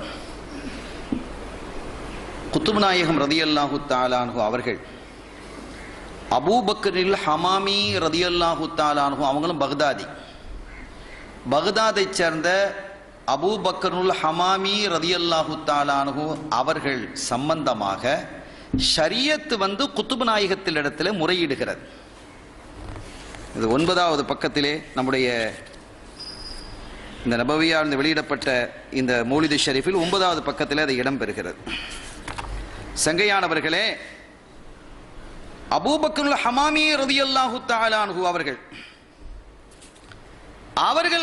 சில வாழ்க்கையில சின்ன சின்ன தவறுகள் நடக்கலாம், யாருக்கும் நடக்கலாம். நபிமார்களுக்கு நடக்காது, மலக்குமார்களுக்கு நடக்காது, மற்றவர்களுக்கு நடக்கலாம். அல்லாஹ் திருத்தி கொடுப்பான், அது அவன் பொறுப்பேற்றுக்கிறான். அப்படிப்பட்ட நிலையில் அபூபக்கர் ஹமாமி ரலியல்லாஹு தஆலா அவர்களை பற்றிய ஒரு தகவலை, இப்படி சின்ன சின்ன பிழைகள் அவர் செய்திருக்கிறார் என்ற தகவலை ஷரியத் குத்துபு நாயகத்திடத்தில் சொல்லியதாக மௌலிதில் ஒரு செய்தி இடம்பெறுகிறது. இது கேட்கிறாங்க, ஷரியத் இப்படி சொல்லுமா? ஷரியத் என்ன ஒரு மனுஷனா? அது ஒரு கிளியா இருந்தாலும் அது பேசும், பயிற்சி கொடுத்தா மைனா பேசும். ஷரியத்துங்கிறது என்ன? அது எப்படி பேசும்?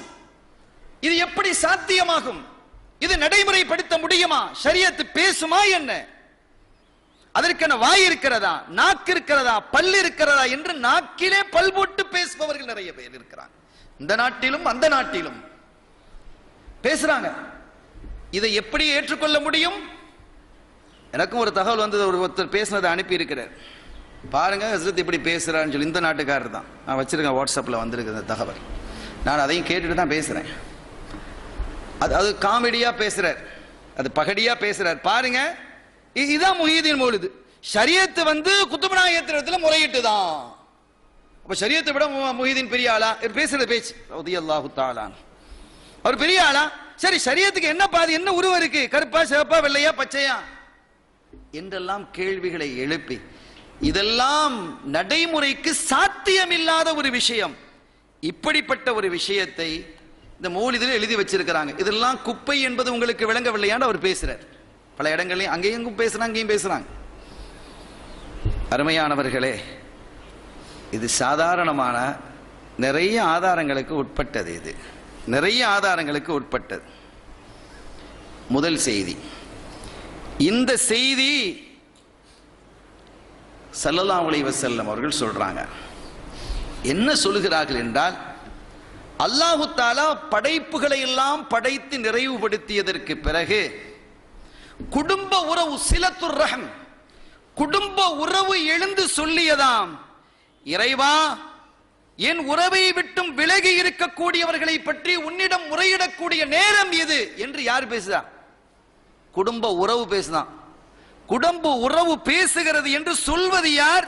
கண்மணி நாயகம் ஸல்லல்லாஹு அலைஹி வஸல்லம் சொல்றாங்க, குடும்ப உறவு எழுந்து நின்று அல்லாஹ்விடத்தில் அது பேசுகிறது, இறைவா, என்னை விட்டும் விலகி நிற்கக்கூடியவர்கள், அவர்களை பற்றி பேசக்கூடிய நேரம் இது, அவர்களை விட்டு காவல் தேடும் நேரம் இது என்று குடும்ப உறவு பேசுகிறது.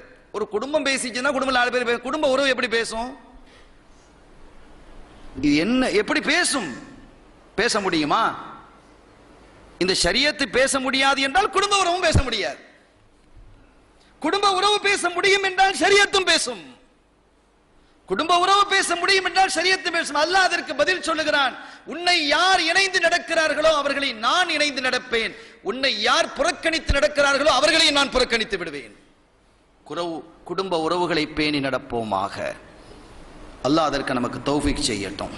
ஏன்னா அல்லாஹ் குடும்பத்தை இணைந்து நடந்தால் அவன் நம்மை இணைந்து நடப்பதாக சொல்கிறான். குடும்பத்தை பிரித்து நடந்தால் அல்லாஹ் பிரிக்கிறதா சொல்றான். அப்படி இருக்கும்போது குடும்ப உறவு எழுந்து பேசியது என்ற தகவல் புகாரியிலேயே இடம்பெற்றிருக்கிறது. புகாரியிலேயே இடம்பெற்றிருக்கிறதே. அப்படி இருக்கும்போது குடும்ப உறவால் எப்படி பேச முடிஞ்சது? அதுக்கு என்ன கலர் சொல்லுங்க? ஷரியத்துக்கு என்ன கலர்னு கேட்கிறாப்பா? சரிப்பா, குடும்ப உறவுக்கு என்ன கலரோ அதுதான் ஷரியத்துக்கு. குடும்ப உறவு என்ன ஒசரமோ அதுதான் ஷரியத். குடும்ப உறவு ஆனா பெண்ணான்னு கேட்கிறான், அது ஆண்டா இது ஆணு, அது பெண்ணா இது பெண், அவ்வளவுதான் சப்ஜெக்ட். அப்ப அது குடும்ப உறவு பேச முடிகிறது என்று சொன்னால் ஷரியத்து பேச முடியாதா என்ன? இவ்வளவு தெளிவாக நாம் மதிக்கக்கூடிய புனிதமான புகாரியிலேயே இந்த ஹதீது இடம்பெற்றிருக்கிறது. 5987வது ஹதீதாக அது இடம்பெறுகிறது. எவ்வளவு தெளிவா இருக்குது. இவன் என்ன கேள்வி கேட்டுக்கொண்டிருக்கிறான்? நாளை மறு உலகத்தில் அல்லாஹு தஆலா நம்முடைய வாய்க்கு சீல் வச்சிருவான். பேசுறது, அதுக்கு வாய் இருக்கா, பல்லு இருக்கா, நாக்கு இருக்கான்னு கேட்கிறாங்களே, வாய்க்கு சீல் வச்சதுக்கு பிறகு என்ன பேசுன்னு அல்லாஹ் சொல்றான். அவர்களுடைய கரங்கள் பேசும், அவருடைய கால்கள் பேசும். கைக்கு வாய் இருக்கா, கைக்கு பல்லு இருக்கா, கைக்கு நாக்கு இருக்கிறதா? எப்படி பேசுகிறது? அல்லாஹ் நாடினால் ஒரு பொருளும் இல்லாமல் ஒன்று பேசும். கதவு பேசும், பேசாதா என்ன? பேசும். நபிகள் ஸல்லல்லாஹு அலைஹி வஸல்லம் அவர்கள் ஒரு மெம்பர்ல ஏறி நின்று குத்துபா ஓதிக்கிட்டு இருந்தாங்க சாஞ்சி. அதுக்கு பிறகு சஹாபிகள் அது ரொம்ப பழசா போச்சுன்னு புதுசாக ஒன்று செஞ்சு கொடுத்தாங்க. புகாரியிலே பிரபல்யமாக சொல்லப்பட்டது. உங்களுக்கெல்லாம் நிச்சயமாக இந்த ஹதீஸ் தெரிந்திருக்கும். அப்படி புதிதாக செய்த பொழுது அந்த பழைய மெம்பரை தனியாக ஒதுக்கி வைக்கப்பட்ட பொழுது ஒரு குழந்தையை அழுதது போன்ற கேவி கேவி அழுதது போன்ற சப்தத்தை கேட்டு ஸல்லல்லாஹு அலைஹி வஸல்லம் அவர்கள் பழைய அந்த மெம்பரிடத்திலே போய் சொன்னார்கள். போய் சேர்ந்தார்களா இல்லையா? மெம்பருங்கிறது என்னதுங்க? மரக்கட்டையால செய்திருக்கக்கூடிய மெம்பரால எப்படி அழுவ முடிஞ்சது? புகாரியில தானே இது இருக்கு, பல கிரந்தங்கள்ல இருக்கு. புகாரியில இந்த ஹதீஸ் இருக்கிறதா இல்லையா? இதை நாம் ஏற்றுக்கொள்கிறோமா இல்லையா? இதை பகடியாகவும் கிண்டலாகவும் பேசக்கூடியவர்கள் ஏற்றுக்கொண்டிருக்கிறார்களா இல்லையா? அவங்களும் மறுத்த ஹதீஸ் இல்லை, அவங்களும் இதை மறுக்க இல்லை. இப்ப இதுக்கு அவங்க விளக்கம் சொல்லட்டும். அது எப்படி பேச முடிந்தது? ஒரு மரம் பேசுகிறது, உடும்பு பேசுகிறது, குச்சி பேசுகிறது, என்னதெல்லாம் நடந்ததாக ஹதீதுகள் எல்லாம் சொல்லுகிறது. எனவே எந்த ஒரு உருவமும் இல்லாத உறவு, குடும்ப உறவு பேசுகிறது. இப்ப ஷரியத்தும் பேசுகிறது. இவ்வளவு தெளிவாக இருக்கிறது இந்த மௌலிது ஷரீஃப். சும்மா ஏனோ தானோன்று எழுதினவங்களும் இல்லை, ஆட்களும் அப்படி இல்லை, எழுதின ஆள் அப்படி இல்லை. சையதுனா மஹ்மூது தீபி ரஹ்மத்துல்லாஹி அலைஹி அவர்கள், சையதுனா மஹ்மூது தீபி ரஹ்மத்துல்லாஹி அலைஹி அவர்கள் எங்களுடைய நசபை சார்ந்தவர்கள். காயல் பட்டணத்திலே பிறந்து பரங்கிப்பேட்டை என்ற பகுதியிலே அடங்கி இருக்கக்கூடியவர்கள். இந்த தரீக்கத்தினுடைய ஒரு இந்த தரீக்கத் காதிரியத்துன் நபவியா தொடர்பு படுத்தக்கூடிய சதக்கத்துல்லா அப்பா இங்கே வித்ரியா ஓதப்படுகிறது. இந்த தரீக்கத்தில் வித்ரியா ஓதப்படுகிறது. சதக்கத்துல்லா அப்பா அல் காஹிரி எங்களுடைய பாட்டனர். அவர்களுடைய பிரதானமான மாணவர் தான் இந்த மஹ்மூது தீபி ரஹ்மத்துல்லாஹி அலைஹி அவர்கள். அவங்களுடைய முதன்மை மாணவர். சாதாரண நாட்களா இவங்கெல்லாம் இறையச்சத்தோடும் பக்தியோடும் நல்ல சிந்தனையோடும் நபியன்போடும் வாழ்க்கை வாழ்ந்தவர்கள். ஒரு சுண்ணத்தை கூட விடுவதற்கு அஞ்சுவக்கூடியவர்கள். அப்படிப்பட்ட பெருமக்கள் இல்லாததையும் பொல்லாததையும் எழுதுவார்களா என்ன? அப்படி எழுதி இந்த சமுதாயத்தை வழிகட்டுக்கு கொண்டு வரக்கூடிய அளவிற்கு அவர்களிடத்தில் என்ன தேவை இருந்தது? அல்லாஹ் அவர்களுக்கு மிகுந்த தௌஃபீக்கை கொடுத்திருந்தான். சாமானியமான ஆட்கள் இல்லை இவங்க. இதை எழுதிட்டு நம்முடைய ஷேக் நாயம் அழகா போட்டு வச்சிருக்கிறாங்க. முதலில் ஷேக் மஹமூதுல் காஹிரி, காயல் பட்டணத்தை சேர்ந்த மஹமூது தீபி என்று தெளிவாக எழுதியிருக்கிறாங்க. இந்த ஆரம்பத்திலே போட்டு வச்சிருக்கிறாங்க. இவர்கள் எழுதிவிட்டு சதகுத்துல்லா அப்பாவோட தன்னுடைய உஸ்தாத் இடத்துல இந்த கிதாபை கொண்டு வர்றாங்க. கொண்டு வந்து, உஸ்தாத் நாயமே, நான் இப்படி ஓது நாயம் குத்துப் நாயம் மேல ஒரு மௌலிதை எழுதி இருக்கிறேன், அதை கொஞ்சம் பாருங்க அப்படின்னு கொடுத்தாங்க. பார்த்து சின்ன தஸ்ரீகள் செஞ்சுட்டு சொன்னாங்களா, ரொம்ப அழகா எழுதியிருக்கிறா தீபி, ரொம்ப அழகா எழுதியிருக்கிறீங்க, ரொம்ப அற்புதமா இருக்கு என்று ரொம்ப சந்தோஷப்பட்டு துவா செஞ்சு கையில கொடுத்துட்டாங்க. கொடுத்துட்டு அவங்க சொன்னாங்களா, தீபி மஹமூது தீபி, நானும் குத்துப் நாயத்தை பத்தி ஒரு சின்னதை எழுதியிருக்கிறேன். யா குத்துபா, நம்ம ஓதுமில்லையா செய்யதி சனதி ஓதி ஓதனமில்லை யா குத்துபா ஹலிசமா, அது இதை விட சின்னது, அது ஒரு பைத்து மட்டும், ஹிகாயத்துல அதுல இருக்காது. அதை கொண்டு போய் காட்டி இதை கொஞ்சம் பாரு அப்படின்னு தன்னுடைய மாணவர்கிட்ட அவங்க கொடுத்துருக்கிறாங்க. அவங்க பார்த்துட்டு சொன்னாங்களா, மஹமூது தீபி உஸ்தாத் நாயகமே, இது நீங்க எழுதியிருந்தீங்கன்னு எனக்கு முதலாவது தெரிஞ்சிருந்தா அந்த மொழி தான் நான் எழுதியிருக்க மாட்டேன்னாங்க. ஏன்னா நான் இவ்வளவு விரிவா எழுதியிருக்கிறேன், அதையெல்லாம் தாண்டிய செய்திகளை அந்த சுருக்கமான விஷயத்தில் நீங்க கொண்டு வந்துட்டீங்க அப்படின்னாங்க சதகத்துல்லா அப்பாவை பார்த்து. ஆனா அல்லாஹ்வுடைய பெரிய தௌஃபீக், நம்மை போன்ற இந்த தரீக்கத்தில் இருக்கக்கூடியவர்கள் கிடைத்த தௌஃபீக், அதுவும் கிடைத்தது, இதுவும் கிடைத்தது. சதகத்துல்லா அப்பாவுடையும் கிடைத்தது, மஹமூது தீபி ரஹ்மத்துல்லாஹி அலைஹி அவர்களுடையதையும் கிடைத்தது. ரெண்டு பாக்கியமும் நமக்கு வந்து கிடைத்திருக்கிறது. இதெல்லாம் நமக்கு ஒரு பெரிய கிடைத்த கிஃப்ட். அல்ஹம்துலில்லாஹ். மற்றவங்க எப்படி நினைச்சிட்டு போட்டோம், அதை பத்தி நமக்கு பிரச்சனை இல்லை. ஆக அவர்கள் இதை எழுதி இருக்கிறார்கள். எழுதிய நபர் யாருங்கிறத நீங்க முதல்ல பார்க்கணும். எவ்வளவு பரிசுத்தமானவர்கள், தூயவர்கள், இறையச்சத்தோடு வாழ்ந்தவர்களுடைய வாழ்க்கையில் ஏதாவது ஒரு பகுதியில் இப்படி பிழை நடந்தது, இப்படி தப்பு நடந்தது. இன்னைக்கு எவ்வளவு விஷயங்களை நாங்க பேச முடியும். அப்படி பேசக்கூடியவர்கள் அல்ல நாங்க. அவங்கள பத்தி பர்சனலா எத்தனை விஷயங்களை அவர்களை பற்றி பேசிக் கொண்டிருக்கிறார்கள். கேவலமாக இருக்கிறது. மாற்று சமூகத்தை சார்ந்தவர்கள் எல்லாம் என்ன உங்களுடைய பெரிய லீடர் என்று சொல்றாங்க, இவங்க எல்லாம் இப்படி நடந்தாங்கன்னு அவங்கள பத்தி எழுதிக்கிட்டு இருக்கிறாங்கன்னு நம்ம கேட்கிறாங்க. தலை குனிவாக இருக்கிறது. என்ன சொல்லுவது அவர்களிடத்திலே? அல்லாஹ் சொல்லும் பொழுது ஒரு மனிதனுடைய குறையை நீ மறை. ஸல்லல்லாஹு அலைஹி வஸல்லம் சொல்றாங்க, யார் தன்னுடைய சகோதரனுடைய குறையை மறைக்கிறானோ அவனுடைய குறையை ஆகிரத்திலே அல்லாஹ் மறைப்பான் என்று ஸல்லல்லாஹு சொல்லி இருக்கிறாங்க. நபி வழியிலே வாழுகிறோம், நபி வழி இதுதான் என்று சொல்லிக்கொண்டு தங்களிடமிருந்து பிரிந்து போனவர்களுடைய குறைகளை எல்லாம் நெட்டிலேயும் பத்திரிகைகளிலும் ஊடகங்களிலும் வெளியிட்டு சின்ன பின்னப்படுத்தி, ரெண்டு வகையிலையும் நமக்கு அவங்க எதிரானவங்க தான். அவங்க அந்த கொள்கையில் தான் இருக்கிறாங்க. என்றாலும் கூட நாம் அதை அங்கீகரிக்கவில்லை. நாம் அங்கீகரிக்க மாட்டோம். அங்கீகரிப்போமா? ஒருபோதும் அங்கீகரிக்க மாட்டோம். ஏனெனில் உண்மையான மூமின்களாக அந்த சுன்னாவை பேணக்கூடியவர்களாக நாம் தான் இருக்கிறோம். இன்ஷா அல்லாஹ் என்றும் இருப்போம். அந்த மாதிரி அவர்களுடைய தனிப்பட்ட குறைகளை பேசக்கூடிய நாவுகளாக எங்களுடைய நாவை அல்லாஹ்வே நீ ஆக்கிவிடாதே என்று பிரார்த்திக்கிறோம். எங்களுக்கு அது அவசியம் இல்லை. அல்லாஹ் நம்ம நாவை பாதுகாக்கட்டும். ஆனா நபி வழியிலே வாழ்கிறோம் சொல்லிட்டு அவங்க என்ன பேச்சு பேசுறாங்க சுப்ஹானல்லாஹ். பத்திரிகைகள் நீங்க எடுத்து பார்த்தா, நெட்ல எடுத்து பார்த்தா, அவங்களுடைய சைட்ல போய் பார்த்தா ரொம்ப அசிங்கமா கேவலமாக இருக்கிறது. பிற மத சமூகத்தவர்கள், சமயத்தவர்கள், சகோதரர்கள் கேட்கும் கேள்விகளுக்கு எங்களிடத்தில் பதில் இல்லை. சகோதரர்கள் என்ன பதில் சொல்றது? ஆக அப்படியா இவர்கள் வாழ்ந்தார்கள்? இமாம் ஷாஃபி, இமாம் ஹனஃபி அவர்களுடைய வாழ்க்கையில் எந்த பகுதியிலாவது ஒரு ஃப்ராட், ஒரு பொய், ஒரு கேவலமான நடத்தை சொல்ல முடியுமா?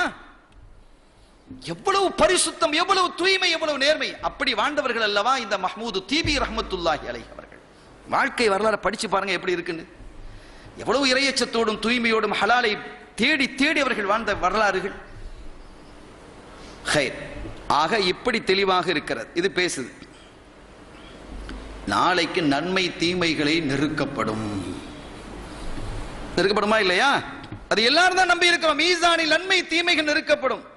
எத்தனை கிலோ இருக்குது அப்படின்டா? நன்மை எப்படி இருக்குப்பா? நெருக்கப்படுறதுக்கு என்ன இருக்கு அங்க?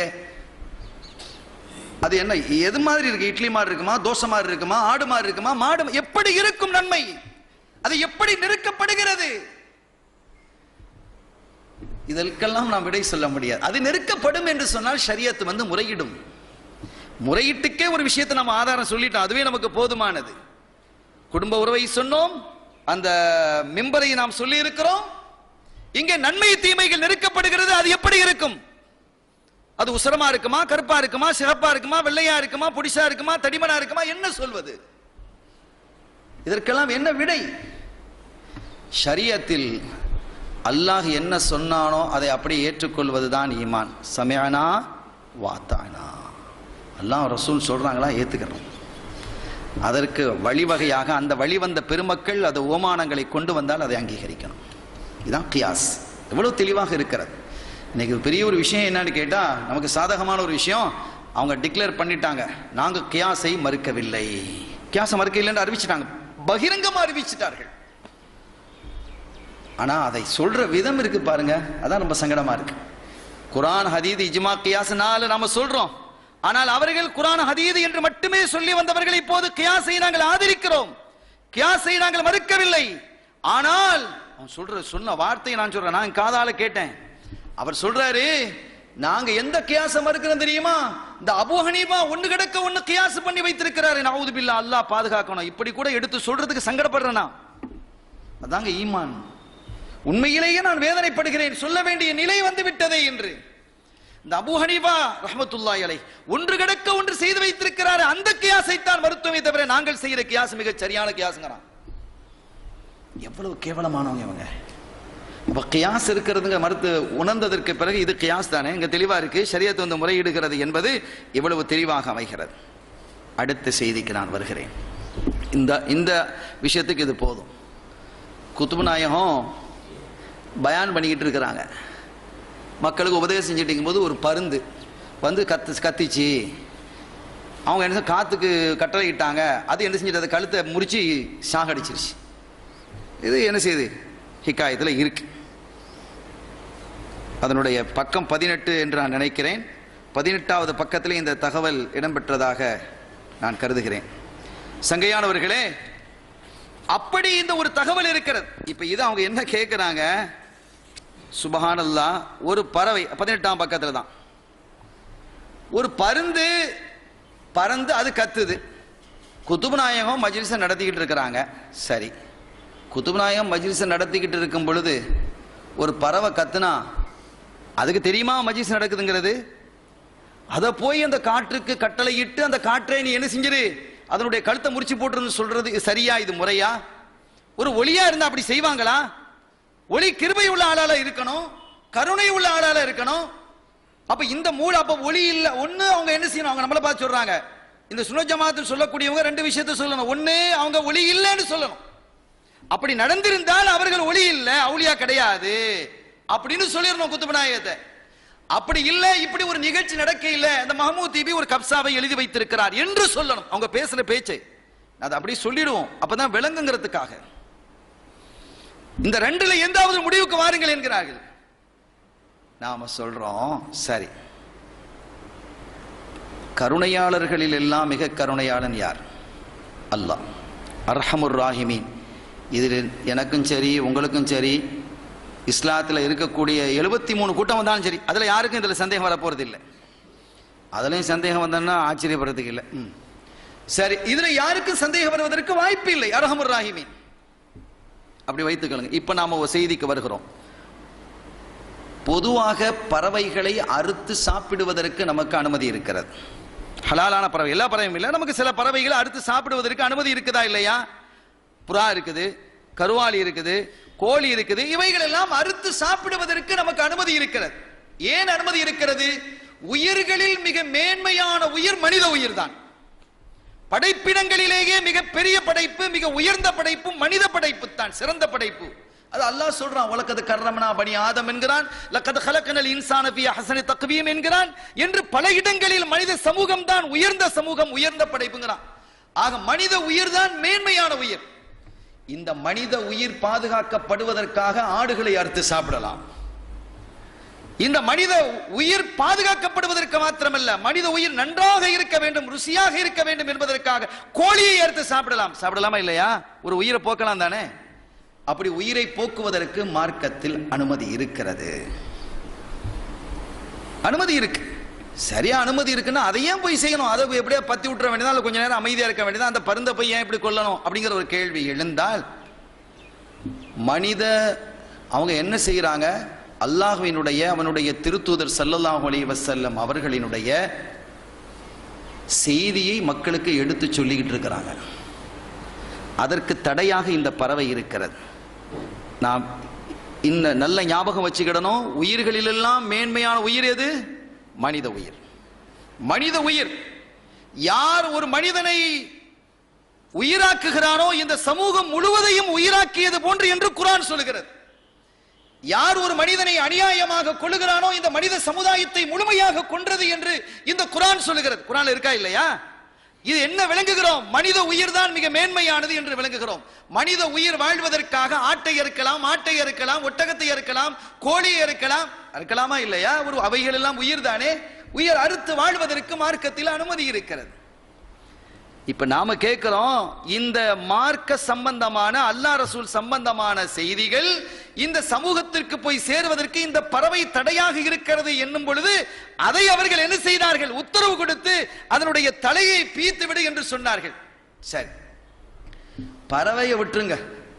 இப்ப இந்த விஷயம், மார்க்க விஷயம், மக்கள் மத்தியிலே போய் சேருவதற்கு தடையாக இருந்த குறைஷிகளோடு மனிதர்களோடு ஸல்லல்லாஹு அலைஹி வஸல்லம் யுத்தம் நடத்தினார்களா இல்லையா? உயிர்கள்லாம் மேன்மையான உயிர் எது? மனித உயிர்களும். அது எப்படி அவங்களோட முதலாம்? இவங்களோட எத்தனை யுத்தங்கள் நடத்தி இருக்கிறார்கள்? அப்படி யோசித்து பாருங்களேன். சரி, அது போகட்டும். நான் இப்ப சொல்ல வர்றது அதையெல்லாம் விட மேன்மையானது பாருங்க. மூசா அலைஹிஸ்ஸலாம் அவர்களும் ஹிதர் அலைஹிஸ்ஸலாம் அவர்களும் ஒரு பிரயாணம் மேற்கொள்றாங்க. எல்லாருக்கும் தெரிஞ்ச விஷயம். 2 பேரும் போறாங்க. சூரத்து கஹ்ஃப்ல அல்லாஹ் சொல்றான், அதுல 3 நிகழ்வு நடக்கு. ஒரு கப்பலை ஓட்ட போடுறாங்க, ஒரு சுவரை கட்டுற விஷயம், ஒரு பையனை கொன்ற விஷயம் இல்லையா? அவர்கள் இருவரும் சென்று கொண்டிருக்கும் பொழுது ஒரு சிறுவன் விளையாடி கொண்டிருக்கிறான். குர்ஆன் சொல்லுகிறது, அந்த சிறுவனை கொன்று விட்டார்கள் ஹிதர் அலைஹிஸ்ஸலாம். குலாம் என்று குர்ஆன் சொல்லுகிறது. அந்த சிறுவனை ஹிதர் அலைஹிஸ்ஸலாம் கொல்கிறார்கள். அப்போ இவங்க கேட்கிறாங்க, இது என்ன அநியாயமா நீங்க அந்த பிள்ளையை கொண்டு போட்டீங்க?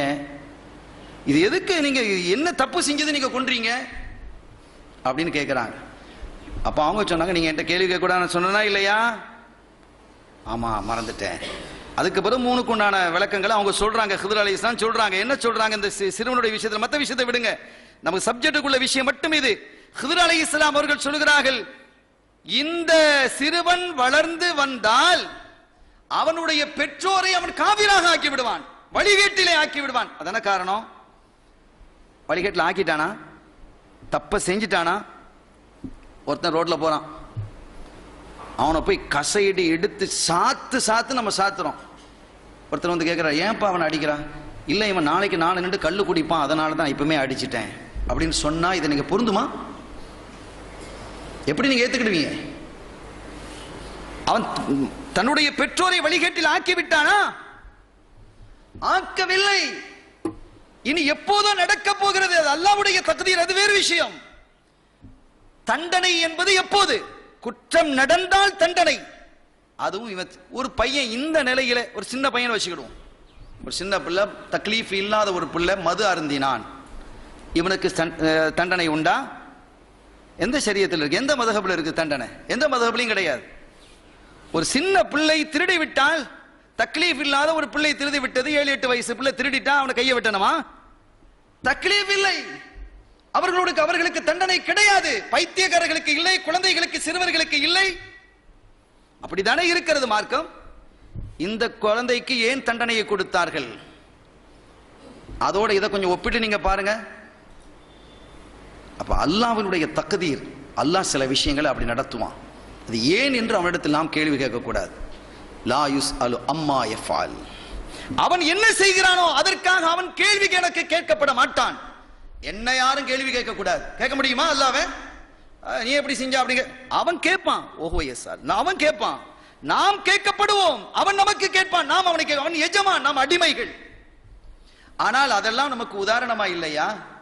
அங்கே மனித உயிர் கொல்லப்பட்டிருக்கிறது, இனிமேல் குற்றம் புரிவான் என்று கருதப்பட்ட ஒரு உயிர் போக்கப்பட்டிருக்கிறது. ஆனால் இங்கே குற்றம் நடக்கிறது, அதுவும் மனித உயிர் அல்ல, மனிதனுக்காக படைக்கப்பட்ட ஒரு உயிர். அந்த உயிர் போக்கப்பட்டதில் என்ன பெரிய விஷயம்? சரி, அதையும் விடுங்க. இதையெல்லாம் தாண்டி இன்னொரு விஷயத்தை பாருங்க. 5 பிராணிகளை கொல்லுவதற்கு ஸல்லல்லாஹு அலைஹி வஸல்லம் அனுமதிச்சிருக்கிறான். 5 உயிரினங்களை கொல்லுவதற்கு ஸல்லல்லாஹு அலைஹி வஸல்லம் அவர்கள் அனுமதித்திருக்கிறார்கள். ஒன்று காகம், இன்னொன்னு இந்த மௌலிதிலேயே வரக்கூடிய பருந்து. ரசூலுல்லாஹ் அனுமதிக்கிறாங்க. மார்க்கத்தில் அனுமதிக்கப்பட்ட விஷயம். என்ன பேசிக் கொண்டிருக்கிறார்கள்? எவ்வளவு தலீல்கள் குவிந்து கிடக்கிறது, எத்தனை விஷயங்களை இந்த ஒன்றுக்காக நாம் முன்வைக்கிறோம். ஒன்று, காகத்தை கொள்வதற்கு, காக்கையை கொள்வதற்கு மார்க்கத்தில் அனுமதி இருக்கிறது. பருந்தை கொள்வதற்கு மார்க்கத்தில் அனுமதி இருக்கிறது. எலியை கொள்வதற்கு அனுமதி இருக்கிறது. தேளை கொள்வதற்கு அனுமதி இருக்கிறது. வெறி பிடித்த நாயை கொள்வதற்கு அனுமதி இருக்கிறது. இது புகாரியிலே இடம்பெற்றிருக்கிறது. புகாரியிலே இருக்கு, சரியான ஹதீஸ். இதுக்கு மேல அப்படி செஞ்சிட்டாரு, இப்படி என்ன, எப்படி செஞ்சிட்டாரு? நீ எத்தனை பேரை என்னெல்லாம் பண்ணிட்டு இருக்கிறா, சுபஹானல்லாஹ். நாம் அதை விவரிக்க மாட்டோம், அது வேறு விஷயம். இவ்வளவு தெளிவாக மார்க்கத்தில் அனுமதிக்கப்பட்ட, சரி இவ்வளவு நடந்திருக்குதே, இவ்வளவு செய்தி, அவங்க தாய் நடந்தது, அப்படி போனது, இப்படி போனது போட்டோம். அதுக்கு பிறகு அந்த வரியில என்ன வருதுங்கிறத படிக்கணுமா இல்லையா? அதை சொல்லணுமா இல்லையா? அந்த வரியில என்ன வருது? வகால பிஸ்மில்லாஹிர் ரஹ்மானிர் ரஹீம் ஃபஅഖத பியதின் வரஅஸ பியதின். அப்ப அதை என்ன செஞ்சாங்க? அந்த பருந்தினுடைய உடம்ப ஒரு கையில எடுத்தாங்க, தலையை ஒரு கையில எடுத்தாங்க, குதுப் நாயகம் எடுத்து பிஸ்மில்லாஹிர் ரஹ்மானிர் ரஹீம்டாங்க. ஃபஹய்யத் வதாரத், அது உயிராகி பறந்து போயிடுச்சுன்னு வருது. அட இவ்வளவு தெளிவாக இருக்கிறது, இதை ஏன் சொல்ல இல்லை? இதற்கு பிறகு இந்த விஷயம் இருக்கிறது. எந்த அளவிற்கு இந்த சமூகத்தை வழிகெடுப்பதிலே ஆயத்தமாக இருக்கிறார்கள் இந்த மக்கள். என்ன வந்து விட்டது அவர்களுக்கு இந்த சமுதாயத்தை பிரளச் செய்வதில்? இவ்வளவு பிரளயமாக பெருக்கெடுத்து வருவது போன்று இந்த சமூகத்தை அழித்து ஒழிப்பதற்கு கங்கணம் கட்டி கொண்டிருக்கக்கூடிய இந்த நிலையை பார்த்து நாம் வேதனைப்படுகிறோம் சகோதரர்களே. ரொம்ப கவனமாக இருக்கணும். தரீக்கத்துள்ள பிள்ளைகள், உங்களுடைய ஆபாக்கள், உங்களுடைய வாப்பாமார்கள், உங்களுடைய வாப்பாவுடைய வாப்பாமார்கள் என்ன வழியிலே இருந்தார்களோ, வல்லாஹி பில்லாஹி தல்லாஹி, நிச்சயமாக சத்தியமாக அதுதான் சரியான வழி. நம்ம ஆபாக்கள், நம்முடைய ஷேഖமார்கள் நமக்கு காட்டி தந்த வழிதான். ஏன்னா அது ஏன் அவ்வளவு உறுதியா நான் சொல்றேன் அப்படின்னு கேட்டா, ஸல்லல்லாஹு அலைஹி வஸல்லம் சொல்றாங்க, காலம் செல்ல செல்ல ஈமான் பலகீனமாகிவிடும், தக்வா குறைந்து போய்விடும். இன்றைய காலத்தை விட முந்தைய காலம் தக்வால கூடது. இப்ப இருக்கிற காலத்தை விட பிந்திய காலம் இதை விட மோசமா இருக்கும். இப்ப நம்ம வாப்பாவுடைய காலம், நம்ம வாப்பா நம்ம விட நல்லா இருந்திருக்கிறாங்க. அந்த காலம் நல்ல காலம். யாராவது ஒன்று ரெண்டு பிழை செய்தவர்கள் இருப்பார்கள், அது வேற விஷயம். அது எல்லா காலத்திலும் உள்ளது. அது அன்னாதிர் கல்லதம், ஏதோ கொஞ்சம் நெஞ்சமாக இருக்கக்கூடியது இல்லாதது மாதிரி. இவ்வளவு இந்த பருந்தினுடைய விஷயத்துல இவ்வளவு இருக்குது. பருந்தை பாத்தீங்களா, ஒரு பெரிய ஒளியா அந்த பருந்து கத்திச்சான், அதை போய் ஒரு காத்துக்கு கட்டளையிட்டு தலையை தனியா திருவ வச்சுட்டாரு. இது எப்படி ஒளியாக இருக்க முடியும்? சுன்னத் ஜமாத்துக்காரர்கள் அவர் ஒளி இல்லை என்று சொல்லணும், அல்லது இந்த பொய், இந்த தகவல் பொய் என்று சொல்லணும் என்று சொன்னாங்களே. இப்ப இதுக்கு நீங்க பதில் சொல்லணுமா இல்லையா? அருமையான பிள்ளைகளே, நம்ம ஆபாக்கள் அறிவிலையும் இறையச்சத்திலையும் நம்மை விட எல்லா வகையிலும் உயர்ந்தவங்க. அதை நல்லா விளங்கிக்கங்க. நமக்கு வேணா இன்னைக்கு அந்த பராக்கு இந்த பராக்கு இன்டர்நெட் மண்ணாங்கட்டி சப்பு சவுண்டு எல்லாமே வந்துருச்சு. அவங்க அல்லாஹ், ரசூலு, தாய் தகப்பரு, குடும்பம், கோத்திரம், குரானு, ஹலாலு, ஹராமு இதைத்தான் பேணி நடந்துட்டு இருந்தாங்க. வேற சிந்தனைகள் அவங்களுக்கு இல்லை. வேற பராக்குகள் இருந்ததா, வேற சிந்தனைகள் இருந்ததா, வேற வம்பு வழக்குகளை பேசிட்டு இருப்பாங்களா, அரசியலை பேசிட்டு இருப்பாங்களா, எலெக்ஷனு அது இது ஒன்றும் கிடையாது. ஏதாவது இருந்ததா? ஒன்றும் இல்லை. ஏதோ நடந்து கொண்டிருந்தது. குடும்பத்தை என்ன செய்வார்கள்? குடும்பத்தைக்காக சம்பாதிப்பதை இபாதத் என்பதால் சம்பாதித்தார்கள். அல்லாஹ்வை வணங்க வேண்டும் என்பதற்காக வணங்கினார்கள். அல்லாஹ்வை நெருங்க வேண்டும் என்பதற்காக வணங்கினார்கள். அல்லாஹ்வும் ரசூலும் எதை சொன்னார்களோ அதைத்தான் செய்தார்கள். அப்படிலாம் இருந்தாங்க. புடம் போட்ட தங்கமாக இருந்தார்கள். எவ்வளவு பயந்து பேசுவாங்க பாருங்க. இந்த தலாக்கு நம்ம இப்ப சாதாரண சொல்லிட்டு போயிட்டோம். தலாக்குன்னு கூட அவங்க வார்த்தை சொல்ல மாட்டாங்க. 3 எழுத்துமாங்க அந்த காலத்துல. அப்படி பயந்தாங்க. அதையும் கூட இவங்க கிண்டல் பண்ணாங்க. அல்லாவே சூரத்து தலாக்குன்னு சொல்றான், இவங்க 3 எழுத்துன்னு சொல்றாங்க அப்படின்னு பேசினாங்க. அப்ப தலாக், சூரத்து தலாக் இவங்க ஓதுறது இல்லையா? குர்ஆன்ல தலாக்னு வந்து ஓத மாட்டாங்களா? ஓதத்தான் செய்வோம். ஆனால் அதே சமயத்தில் ஒரு நபரோடு சம்பந்தப்படுத்தி பேசும்பொழுது நவுதுபில்லா, அவரு 3 எழுத்து சொல்லிட்டாராம் அப்படின்னு சொல்லுவாங்க. அவ்வளவு பயம் இருந்தது. ஏன் பயம் இருந்தது? தலாக் மூலமாக அல்லாஹ்வினுடைய அரிஷ் நடுங்குகிறது என்றார்கள் ஸல்லல்லாஹு அலைஹி வஸல்லம். அந்த பயத்தினுடைய நடுக்கம் நம் பெருமக்களினுடைய, மூதாதையர்களினுடைய, மூத்த பெருமக்களினுடைய இதயங்களில் ஏற்பட்டது. அந்த நடுக்கம் சொல்ல பயப்படுவாங்க. எப்படி வாழ்ந்திருக்கிறாங்க, என்ன இறையச்சத்தோட வாழ்ந்திருக்கிறாங்க, எதை எதை எப்படி பேசணும், எதை எங்க தொடர்பு படுத்தி பேசுறது, அப்படியா தொடர்பு படுத்தி பேசுறது. எனவே இவ்வளவு தெளிவாக இந்த செய்திகள் இருக்கிறது. செய்தினா தபக்காத்துல் குபரால ஒரு செய்தி இடம்பெறுது. உமர் ரலியல்லாஹு தஆலா அன்ஹு அவர்களுடைய ஆட்சி காலத்தில் இந்த பூமி நடுங்கிச்சு. அல்லாஹ்விடத்துல துஆ கேட்டாங்க. யாரு? உமர் ரலியல்லாஹு தஆலா துஆ கேட்டுட்டு, யா அல்லாஹ், அல்லாஹ் புகழ்ந்து துஆ கேட்டு சாட்டை எடுத்து பூமி அடிச்சாங்க. யார் அடிக்கிறான்? உமர் ரலியல்லாஹு தஆலா அவர்கள் அடிக்கிறார்கள். யார் இந்த உமர் ரலியல்லாஹு தஆலா? எனக்கு பிறகு நபி இல்லை, நபி இருந்தால் அது உமராக இருக்கும் என்று கண்மணி நாயகத்தால் சுட்டிக்காட்டப்பட்டவர்கள் பூமியை அடிக்கிறாங்க சாட்டையால. வலிக்குமா அதுக்கு? அந்த பறவைக்கு அதை யோசிச்சு பாருங்க. அந்த பறவை இருந்தாங்க, அதுக்கு காரணத்தையும் நம்ம சொல்லிட்டோம். அது ஹயாத்தாக்கி அந்த பூமியை போய் உமர் ரலியல்லாஹு தஆலா அடிக்கிறான். அடிச்சு சொல்றாங்க, எதற்காக நீ நடுங்குகிறாய்? நான் நீதமான ஆட்சி அல்லவா நடத்துகிறேன் என்கிறாங்க. என்ன விஷயங்களை விளங்கப்படுத்துறாங்க? நான் நீதமாக அல்லவா, அதாலத் நீதத்தோடு அல்லவா நான் ஆட்சியை நடத்தி கொண்டிருக்கிறேன். என்ன நடுங்குகிறாய், என்ன பயம் காட்டுகிறாய், அச்சமுறுத்துகிறாய் என்று சாட்டை எடுத்து பூமியிலே அடித்தார்கள்.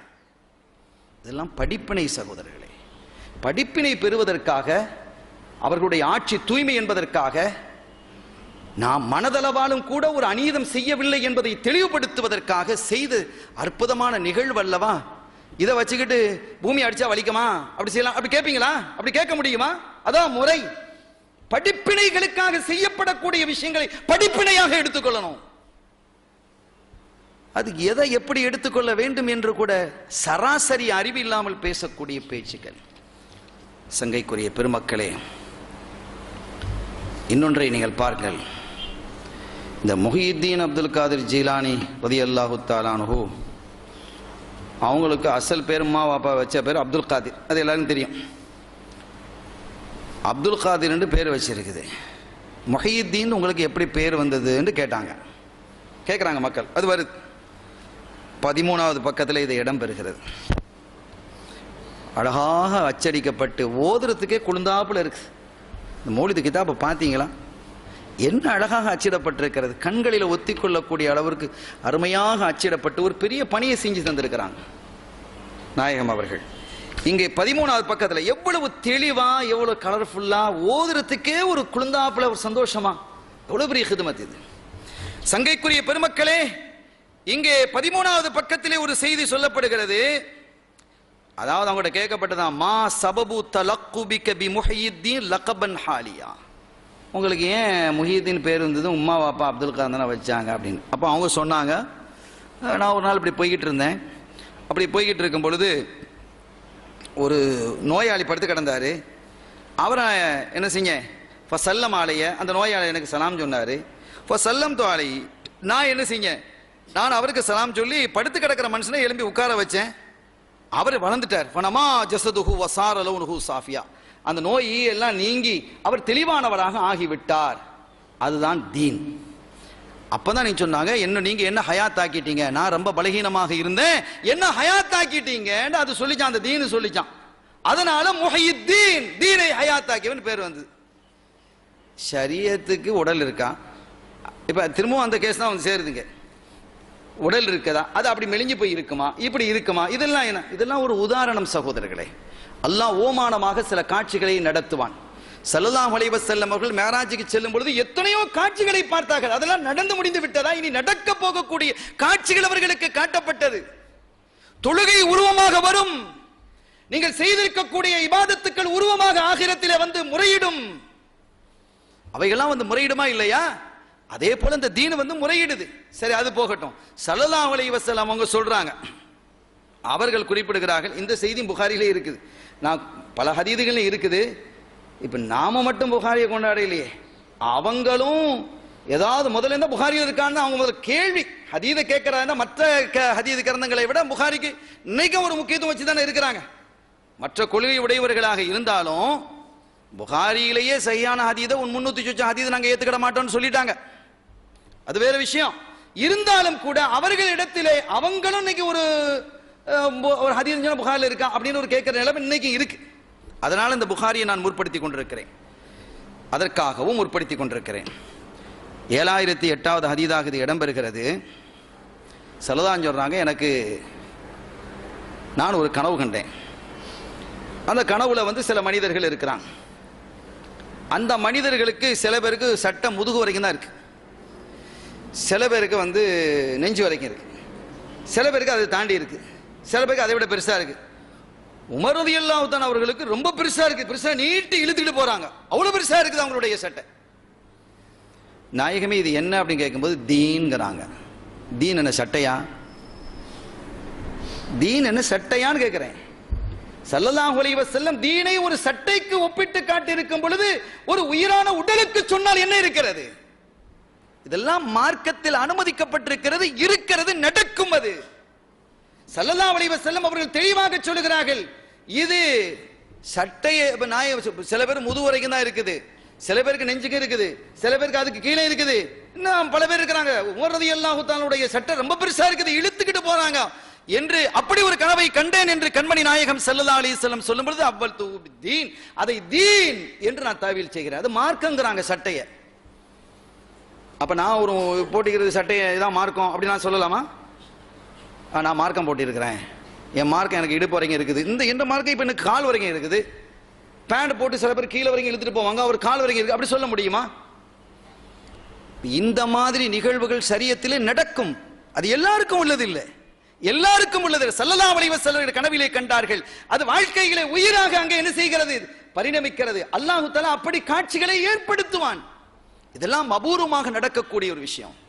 அவர்களுடைய அந்தஸ்து, அவர்களுடைய வலிமை, அவர்களுடைய ஆற்றல், அவர்களுடைய வல்லமை, அவர்களுடைய தாக்கத்து, அவர்களுடைய தரஜா, அவர்களுடைய சக்தி, அல்லாஹ் அவர்களுக்கு கொடுத்திருக்கக்கூடிய வலிமையும் வல்லமையும் என்ன என்பதை இந்த சமூகம் விளங்கிக் கொள்ள வேண்டும். என்னுடைய அடியார்களுக்கு நான் வழங்கி இருக்கக்கூடிய நல்லடியார்களுக்கு வழங்கி இருக்கக்கூடிய சக்தி என்ன என்பதை விளங்க வேண்டும் என்பதற்காக அல்லாஹ் இதை போன்றவைகள்லாம் ஏற்படுத்தி காட்டுறான். புகாரிலே அந்த ஹதீது தெளிவாக இருக்கிறது. ஸல்லல்லாஹு அலைஹி வஸல்லம் மேராஜுக்கு போகிறாங்க. மேராஜுக்கு போகும்போது இந்த செய்தி முஸ்லீம்லே இருக்குது. மேராஜுக்கு போகிறாங்க. அப்போ ஒரு படிக்கன் மாதிரி ஒன்று கொண்டு வரப்படுது. எங்கள் ஊரில் படிக்கன்னு சொல்லுவோம், தஸ்துன்னு வருது. பஸ்துங்க படிக்கன் தானே, படிக்கன் மாதிரி ஒரு பாத்திரம்னு வைங்களேன். ஒரு பாத்திரம் கொண்டு வரப்படுகிறது. எங்கள் ஊர் காயல்பட்டினம் தமிழில் இந்த தஸ்துக்கு படிக்கன் அப்படின்னு சொல்லி நாங்கள் என்ன செய்வோம், அதுக்கு பொருள் விரிப்போம். ஒரு ஊர்லேயும் ஒன்று இருக்கலாம். சில சமயங்கள் அந்த வெத்தலை சாப்பிட்டுட்டு துப்புவாங்க பார்த்தீங்களா, அதையும் படிக்கன்னு சொல்லுவோம். அந்த மாதிரி இருக்கிறது தான் தஸ்து. அந்த மாதிரி ஒரு படிக்கன் கொண்டு வரப்படுகிறது. அது தங்க படிக்கனாக இருக்கிறது, தங்கத்தால் செய்யப்பட்டது. தங்க நபி இல்லையா அவர்கள், ஆனால் தங்க படிக்கன் வருது. அந்த படிக்கன் நிறையவும் அந்த தஸ்து நிறையவும் என்ன இருந்தது தெரியுமா? ஸல்லல்லாஹு அலைஹி வஸல்லம் அவர்கள் சொல்கிறார்கள், நேரத்தில் தஸ்து கொண்டு வரப்பட்டது, அதிலே ஈமானும் அறிவும் நிரப்பப்பட்டு இருந்தது. எப்படிங்க இருக்கும்? படிக்கன்ல ஈமானையும் அறிவையும் நிரப்புவீங்களா? ஒரு பாத்திரத்தை உங்க கையில தந்து இதுல ஈமானை நிரப்பிட்டு வா அப்படின்னா என்ன செய்வீங்க? இப்ப ஹதீஸ்ல இருக்கே ஈமான் நிரப்பப்பட்டிருக்குதுன்னு சொல்லி, சரி பரவாயில்ல, இந்த படிக்கன்ல ஒரு அறிவை கொஞ்சம் வாங்கிட்டு வா, இந்த கடையில போய் வாங்கிட்டு வா, அது நிரப்பிட்டு வான்னு சொல்ல முடியுமா? படிப்பினை அது நடக்குமா என்றால் நடக்கும் சகோதரர்களே. அது முடியுமா என்றால் ரப்பு வல்லாஹு அலா குல்லி ஷைஇன் கதீர், அதை நடத்தி காட்டுவான். புகாரில ஹதீஸ் வருது, மன் அகத ஷிப்ரம் மினல் அர்தி துல்மன் ஃபஇன்னஹு யுதப்பகுஹு யௌமல் கியாமத்தி மின் சபஇ அர்தீன். யார் இந்த பூமியிலிருந்து ஒரு ஜான் நிலத்தை, அடுத்தவனுடைய நிலத்தை அநியாயமாக எடுத்துக்கொண்டானோ அவனுக்கு இந்த 7 பூமியையும் அல்லாஹ் ஒரு மாலையாக ஆக்கி அவன் கழுத்துல போடுவான். இந்த 7 பூமியை ஒரு மாலையை ஆக்கிட முடியுமா? நம்ம அறிவுக்கு படாதுங்கிறதுனால அது இல்லைன்னு அர்த்தமாயிடுமா? இப்போ இந்த மொபைலை பத்தி ஒரு 100 வருஷத்துக்கு முன்னால அந்த அறிவு அந்த மக்களுக்கு இருந்ததா? இல்ல, அதனால இல்லைன்னு ஆயிடுச்சா? இந்த விமானத்தை பற்றி இன்னைக்கு ஆயிரக்கணக்கான பேரை சுமந்து கொண்டு பல டன் சாமான்களை சுமந்து கொண்டு பறக்கிறதே, இதை பற்றி ஒரு 200 ஆண்டுகளுக்கு முன்பாக சிந்தித்து பார்த்திருப்பார்களா? அப்ப அந்த காலத்தில் அப்படி சொல்லப்பட்டால் அது இல்லை என்று ஆகிவிட்டதா? அதே போன்று இதுவும் அப்படித்தான். இன்னைக்கு ஆய்வுகள் என்ன நடக்குதுன்னு கேட்டா, இப்ப நமக்கு ஆரம்பத்தில் ஒன்று சொன்னோம், ஒரு இறைநேசர் இன்னொரு அணைச்சாரு, அவரோட கல்புல இந்த கல்புக்கு போனது இந்த ப்ளூடூத் ஒன்று சொன்னோம். இப்ப அதெல்லாம் விட வேகமா ஒன்று கண்டுபிடிச்சிட்டு இருக்கிறான். பள்ளிக்கூட பிள்ளைகளுக்கெல்லாம் ரொம்ப லேசு, A level O level college படிக்கக்கூடிய பிள்ளைகள்லாம் ரொம்ப லேசு, ரொம்ப நல்ல ஜாலியா இருக்கலாம். நீங்களாம் பள்ளிக்கூடத்தில் படிக்கலாம், பெருசெல்லாம் படிக்க தேவையில்லை. அப்படி ஒன்று கண்டுபிடிச்சிட்டு இருக்கிறான். என்னன்னு கேட்டா ஒரு சிம் கார்டு மாதிரி சிப். இதுல இப்ப நீங்க என்ன படிக்க போறீங்க, பயோ படிக்க போறீங்களா? அங்க சம்பந்தமான அந்த பயோ சப்ஜெக்ட் எல்லாத்தையும் அந்த சிம் கார்டில் ஏற்றிடணும், அந்த சிப்பில் ஏற்றிடணும். ஏற்றி ஒரு சின்ன ஆப்ரேஷன் உங்கள் தலையில் அந்த மூளையில் கொண்டு அதை பதிச்சுட்டா உங்களுக்கு எல்லாம் அது தெரியும். இப்படி கண்டுபிடிக்கிறதுக்கு உண்டான முயற்சி நடந்துகிட்டு இருக்குது. அது சக்ஸஸ்ஃபுல்லாக ஆக போகுதுன்னு சொல்கிறான். அல்லாஹ் ஆலம். என்ன நடக்கும்? இப்போ யார் பள்ளிக்கூடத்துக்கு போய் படிச்சுட்டு இருக்க போறா? மூளை இனி மூளை ஆப்ரேஷன் நடக்க போகுது. இனி எல்லா ஆஸ்பத்திரி, இப்போ அதுக்கு தான் நிறைய ஆஸ்பத்திரிகள் திறக்க வேண்டியது இருக்கும். வேற ஆஸ்பத்திரிகள் திறக்க வேண்டிய காலகட்டம் இது. உங்களுக்கு புரியும் யார் யாரும் எந்த ஆஸ்பத்திரியில் கொண்டு சேர்க்கணுண்டு. அந்த மாதிரி செய்திகள் பேசி கொண்டிருக்கக்கூடிய காலகட்டத்தில் இப்படி ஒரு ஆஸ்பத்திரி திறக்க வேண்டிய நிலை வருகிறது. மண்டையிலே ஒரு சின்ன அறுவை சிகிச்சை செய்து அந்த சிப் கார்டை மூளையிலே தைத்து விடுவோமையானால் அவனுக்கு அந்த மெமோரி பவர் வந்து விடுகிறது. அந்த செய்தியெல்லாம் ரொம்ப லேசா போயிருமா இல்லையா? பிள்ளைகளா ரொம்ப ராகத்து. அவ்வளவு பிள்ளைகளுக்கு ரொம்ப சந்தோஷம். எப்படா அந்த காலம் வராதுன்னு நினைக்கிறாங்க. இந்த பிள்ளைகள் வளர்ந்து வரக்குள்ள என்ன நடக்க போது அல்லாஹ் ஆலம். எத்தனை விஷயங்களை நாம் நினைத்தே பார்க்கவில்லை. கோயம்புத்தூரில் 3 மாணவிகள், இந்தியாவில் கோயம்புத்தூர்ல 3 மாணவிகள் சேர்ந்து ஒரு கருவியை கண்டுபிடிச்சிருக்கிறாங்க. எல்லாம் அந்த கராமாத்துங்கிறதுனால இந்த செய்திகளை நான் சொல்லிட்டு இருக்கிறேன். முஸ்லிம் பிள்ளைகள் அல்ல, பொம்பளை பிள்ளைகள், ஹிந்து மதத்தை சார்ந்த பெண்கள். 3 பெண்கள் அவங்க ஒன்று கண்டுபிடிச்சிருக்கிறாங்க. ஒரு பாக்ஸ் ஒன்று. அந்த பாக்ஸை என்ன செய்யணும்னு கேட்டால், அதை நானும் வாங்கணும், நீங்களும் வாங்கிக்கிறீங்கன்னு வச்சுக்கணும். உதாரணத்துக்கு அது எல்லாரும் வாங்குவாங்க இல்லையா? அந்த கம்ப்யூட்டர் அது லேப்டாப் வாங்குற மாதிரி நம்ம வாங்கிட வேண்டியதான். யாரிடம் அது இருக்கிறதோ அவங்களுக்கு மட்டும் இது பயன்படும். இப்போ நீங்கள் 2 பேர் வாங்கியிருக்கிறீங்க, நானும் தம்பின்னு வச்சுக்கிடுவோம். ஒருத்தர் இலங்கையில் இருக்கிறார், மல்வானையில் இருக்கிறாரு, இன்னொருத்தர் ஆஸ்திரேலியா போயிட்டாரு. அவருக்கு இன்னைக்கு ஒரு பிறந்த நாள். நீங்கள் ஒரு வாழ்த்து அனுப்புறீங்க, ஒரு ரோஜா பூவை போட்டு. அந்த பாக்ஸை நீங்களும் மாட்டியிருக்கணும், அவரும் மாட்டியிருக்கணும். உங்கள்கிட்டயும் அந்த பாக்ஸ் இருக்கணும், அவரும் மாட்டியிருக்காரு, உலகம் முழுவதும் மாட்டியிருக்கணும் வச்சுக்கிடுவோமே. 2 பக்கத்துலையும் அந்த பாக்ஸ் இருக்குது, கம்ப்யூட்டர்ல இருக்குது. நீங்க அனுப்புறீங்க, மெயில் அனுப்பியாச்சு, ஒரு போட்டு வாழ்த்துக்கள், நல்ல சிறப்பா இருப்பா, நல்லா இருப்பா, அல்லாஹ் உனக்கு ஹைராகணும் துஆலாம் செஞ்சு ஒரு ரோஜாவையும் போட்டு அனுப்பிட்டீங்க. அவர் என்ன செய்வார்? அங்கே திறப்பார். அடே நானா வாழ்த்து அனுப்பியிருக்கிறாரு, சந்தோஷமா, அப்படின்னு திறப்பார். அந்த ரோஜா வரும் பொழுதே ரோஜாவினுடைய மனமும் சேர்ந்து வந்துகிறது. ஆச்சரியமாக இல்லை? இப்போ கண்டுபிடிச்சாச்சு. இந்தியாவில் கோயம்புத்தூரில் 3 பொம்பளை பிள்ளைகள் சேர்ந்து, ஒரு கல்லூரி மாணவிகள் சேர்ந்து கண்டுபிடிச்சிருக்கிறாங்க. என்ன நடக்கிறது? அது சாதாரணமாக ஈமான் இல்லாத பெண்கள் இந்த நிகழ்வுகளை நடத்தி கொண்டிருக்கும் பொழுது இதை பற்றி ஒரு மூமீன்கள் முஸ்லிம்கள் பேசிக் கொண்டிருப்பதா? யாரை பற்றி பேசுவது? யார் அப்துல் காதிர் ஜீலானி? யார்? எப்படிப்பட்ட பெருமகனார்? அவர்களுக்கு கொடுத்த ஆற்றல் நாதாக்களை பற்றி அல்லாஹ் என்ன சொல்லுகிறான்? இன்னல்லதீன காலு ரப்புனல்லாஹு தும்ம இஸ்தகாமு ததனஸ்ஸலு அலைஹிமுல் மலாயிகா அல்லா தகாஃபு வலா தஹ்ஸனு வஅப்ஷிரு பில் ஜன்னத்தில்லதி குந்தும் துஅதூன். அல்லாஹ் என்று சொல்லி அதிலே இஸ்திகாமத்தாக உறுதியாக இருக்கக்கூடிய அந்த இறைநேச செல்வர்கள் பெருமக்களிடத்திலே மலக்குமார்கள் வருகிறார்கள். அவங்களுக்கு பணி செய்யறாங்க. அவங்க வந்து சொல்றாங்களா, அல்லா தகாஃபு வலா தஹ்ஸனு, நீங்க பயப்பட தேவையில்லை, நீங்க அஞ்ச தேவையில்லை, நீங்க கவலைப்பட தேவையில்லை. வஅப்ஷிரு பில் ஜன்னத்தில்லதி குந்தும் துஅதூன், உங்களுக்கு வாக்களிக்கப்பட்ட சொர்க்கம் உங்களுக்கு தயாராக இருக்கிறது. நஹனு அவுலியாவுக்கும் ஃபில் ஹயாத்தி துன்யா வ ஃபில் ஆখিরা, இந்த உலகத்திலும் மறு உலகத்திலும் உங்களுக்கு உதவியாளர்களாக நாங்கள் இருப்போம். மலக்குமார்கள் உதவியாளராக இருக்கிறாங்க. மழையை பெய்ய செய்யறாங்க மலக்குமார்கள், ரூஹை எடுத்துட்டு போறாங்க, கேள்விகளை கேட்கறாங்க, அத்தனை கபர்களுக்குள்ளே உள்ள வர்றாங்க, வீடுகளுக்குள்ள வர்றாங்க. கண்களுக்கு தெரியாமல் எத்தனையோ ரஹமத்துகளை இறக்குகிறார்கள், எத்தனையோ அதாபுகளை இறக்கி கொண்டிருக்கிறார்கள். எவ்வளவு பவர்ஃபுல்லானவர்கள் மலக்குமார்கள். அந்த மலக்குமார்கள் யாருடைய பணியாளர்களாக இருக்கிறார்கள்? குர்ஆன் சொல்கிறது, நஹனு அவுலியாவுக்கும் ஃபில் ஹயாத்தி துன்யா வ ஃபில் ஆখিরা, இந்த உலகத்திலும் மறு உலகத்திலும் உங்களுக்கு உதவியாளர்களாக நாங்க இருப்போம், உங்களுக்கு அசிஸ்டன்ட் நாங்கங்கறாங்க. எவ்வளவு பெரிய பாக்கியம்! இவங்களை பத்தி மலக்குமார்களை உதவியாளர்களாக அல்லாஹ் ஆக்கி வச்சிருக்கிறான். இந்த சாதாரணமான இந்த பொம்பளை பிள்ளைகள் இந்த விஷயத்துக்கு இப்படி கண்டுபிடிக்கிறாங்க, அந்த நிகழ்ச்சி நடத்திட்டு இருக்கிறாங்க. இந்த காலத்தில் போய் இதெல்லாம் நடக்குமா என்று பேசினால் என்ன அர்த்தம் சகோதரர்களே? எவ்வளவு தெளிவாக குர்ஆன் நமக்கு சொல்லி காட்டுகிறது, ஹதீஸ் நமக்கு சொல்லி காட்டுகிறது. வலிமையான சஹீஹான ஹதீதுகள் இவைகளெல்லாம் இன்றைக்கு இந்த ஹதீதுகளை சொல்லித்தான் விளங்க வைக்க வேண்டும் என்பது இல்லை. ஹதீதுகள் அனைத்தையும் தெளிவுபடுத்தி இருக்கிறது. மௌலிதினுடைய எந்த செய்தியும் குர்ஆன் ஹதீதுக்கு அப்பாற்பட்டது இல்லை என்பதற்கான சில சான்றுகளை உங்கள் முன் வைத்திருக்கிறேன். நான் நிறைவுக்கு வருவேன் இன்ஷா அல்லாஹ். சங்கையான பெருமக்களே, இன்னொரு தகவல். அப்ப இந்த விஷயம் இருக்கிறது, இது புகாரி முஸ்லிமிலே இடம்பெற்றிருக்கிறது என்று நாம் சொன்னோம். மேராஜின் போது அப்ப இந்த ஒரு அறிவு அதே மாதிரி ஈமான ஒரு இதுல வைக்க முடியும் என்று இருக்குமே. ஆனால் அப்ப அதுக்கு என்ன உடலா இருக்குது? ஈமானுக்கு உடல் இருக்குது இல்ல? அப்ப ஈமானுக்கு உடல் வந்துருதா இல்லையா? அப்ப இந்த ஈமான அந்த தீன அல்லாஹ் சில ஓதுனா ஏன் எழுப்புனாங்கன்னு சொன்னா ஏன் கஷ்டமா இருக்குது? ஹதீதுல வருது, என்னிடத்திலே ஒரு படிக்கன் கொண்டு வரப்பட்டது, பாத்திரம் கொண்டு வரப்பட்டது, அது அறிவும் ஈமானும் நிரப்பப்பட்டு இருந்தது. அந்த தக்க பாத்திரம் எப்படி இருந்தது? என்ன கலரு? அப்படியா கேட்கிறது? எவ்வளவு நம்பிக்கைக்கான விஷயங்கள்.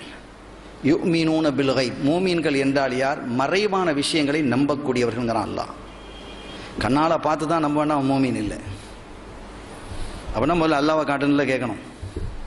நீ அல்லாஹ்வை காட்டினா தான் நான் ஈமான் கொள்வேன்னு சொன்னா அவன் சொன்னா இல்லையா? பனு இஸ்ரவேலர்கள் எங்க இருக்கான் என்ன காட்டு, காட்டினா தான் நாங்க ஈமான் கொள்வோம் என்று அடம் பிடித்தார்களே, அவர்களுக்கும் இவர்களுக்கும் என்ன வித்தியாசம்? எவ்வளவு தெளிவான விஷயங்கள் இவைகள் எல்லாம். அனைத்தையும் நாம இவ்வளவு பேசுறோம் சொன்னா அவங்க எவ்வளவு விஷயங்களை தெரிஞ்சு வச்சிருப்பாங்க. எவ்வளவு தைரியமா அவங்க இந்த விஷயங்கள்லாம் எழுதுறாங்கன்னு சொன்னா அவங்க எவ்வளவு பெரிய மகான்களாக, எவ்வளவு பெரிய அறிவாளிகளாக, ஞானிகளாக அந்த பெருமக்கள் இருந்திருப்பாங்க. அவ்வளவு லேசான ஆட்களா? அல்லாஹுடைய நெருக்கத்தை பெற்றவர்கள். இன்னொரு செய்தி நம்ம பார்க்கிறோம். ஒருவர் வந்தாராம், அவருக்கு தன்னுடைய மகனை கூட்டிட்டு வர்றார். மகனை கூட்டிட்டு வந்து, குத்துப்நாயகமே என்னுடைய மகனுக்கு 15 மாசமா காய்ச்சலா இருக்கு. அப்ப அவனுடைய காதுல ஊத சொல்றாங்க இல்லையா, நீ காய்ச்சலே இந்த ஹில்லா என்ற பகுதிக்கு நீ போயிடு அப்படின்னு என்ன செய்யறாங்க, ஊத சொல்றாங்க. ஊதுறாங்க, தன்னுடைய பேரை சொல்லி ஊத சொல்றாங்க. இப்ப காதுல ஊதுனா அந்த காய்ச்சல் போயிருமா? காதிலே ஊதினால் காய்ச்சல் போய்விடுமா என்ன? இவர் கேட்கிற கேள்வி. காதிலே ஊத சொன்னார்கள், அப்படி ஊதப்பட்டது, காய்ச்சல் போய்விட்டது. என்னங்க கதை இது என்று என்ன செய்றாங்க கேட்கிறாங்க. இப்ப இதெல்லாம் நம்ம நிறைய விரிச்சு சொல்லலாம், அதுக்கு நிறைய செய்திகள் இருக்கிறது. கண்மணி நாயகம் ஸல்லல்லாஹு அலைஹி வஸல்லம் அவர்களுடைய காலத்தில் நடந்த ஒரு செய்தியை சொல்றதுக்கு முன்னால குர்ஆன் சொல்றத பாருங்க. இவங்க என்ன கேட்குறாங்க, இந்த காய்ச்சல் இவங்க சொன்ன உடனே போயிட்டான் ஹில்லாங்கிற ஊருக்கு. என்ன செஞ்சுட்டு அதையும் அங்கே அனுப்புனாங்க, அது வேற கேள்வி. போயும் காய்ச்சல் போன்னு சொன்னாலும் அது சொன்னாலும் போக போறது இல்லை, அதுலேயும் ஹில்லாங்கிற ஊருக்கு வேற அனுப்பி விட்டுட்டாங்க. இதெல்லாம் அப்ப இது அனுப்பலாமா, வேற ஊருக்கு அனுப்பலாமா? அப்ப மற்றவங்களுக்கு காய்ச்சல் வரலாமா? இதெல்லாம் என்ன நியாயம் அப்படின்னு ஒரு கேள்வி.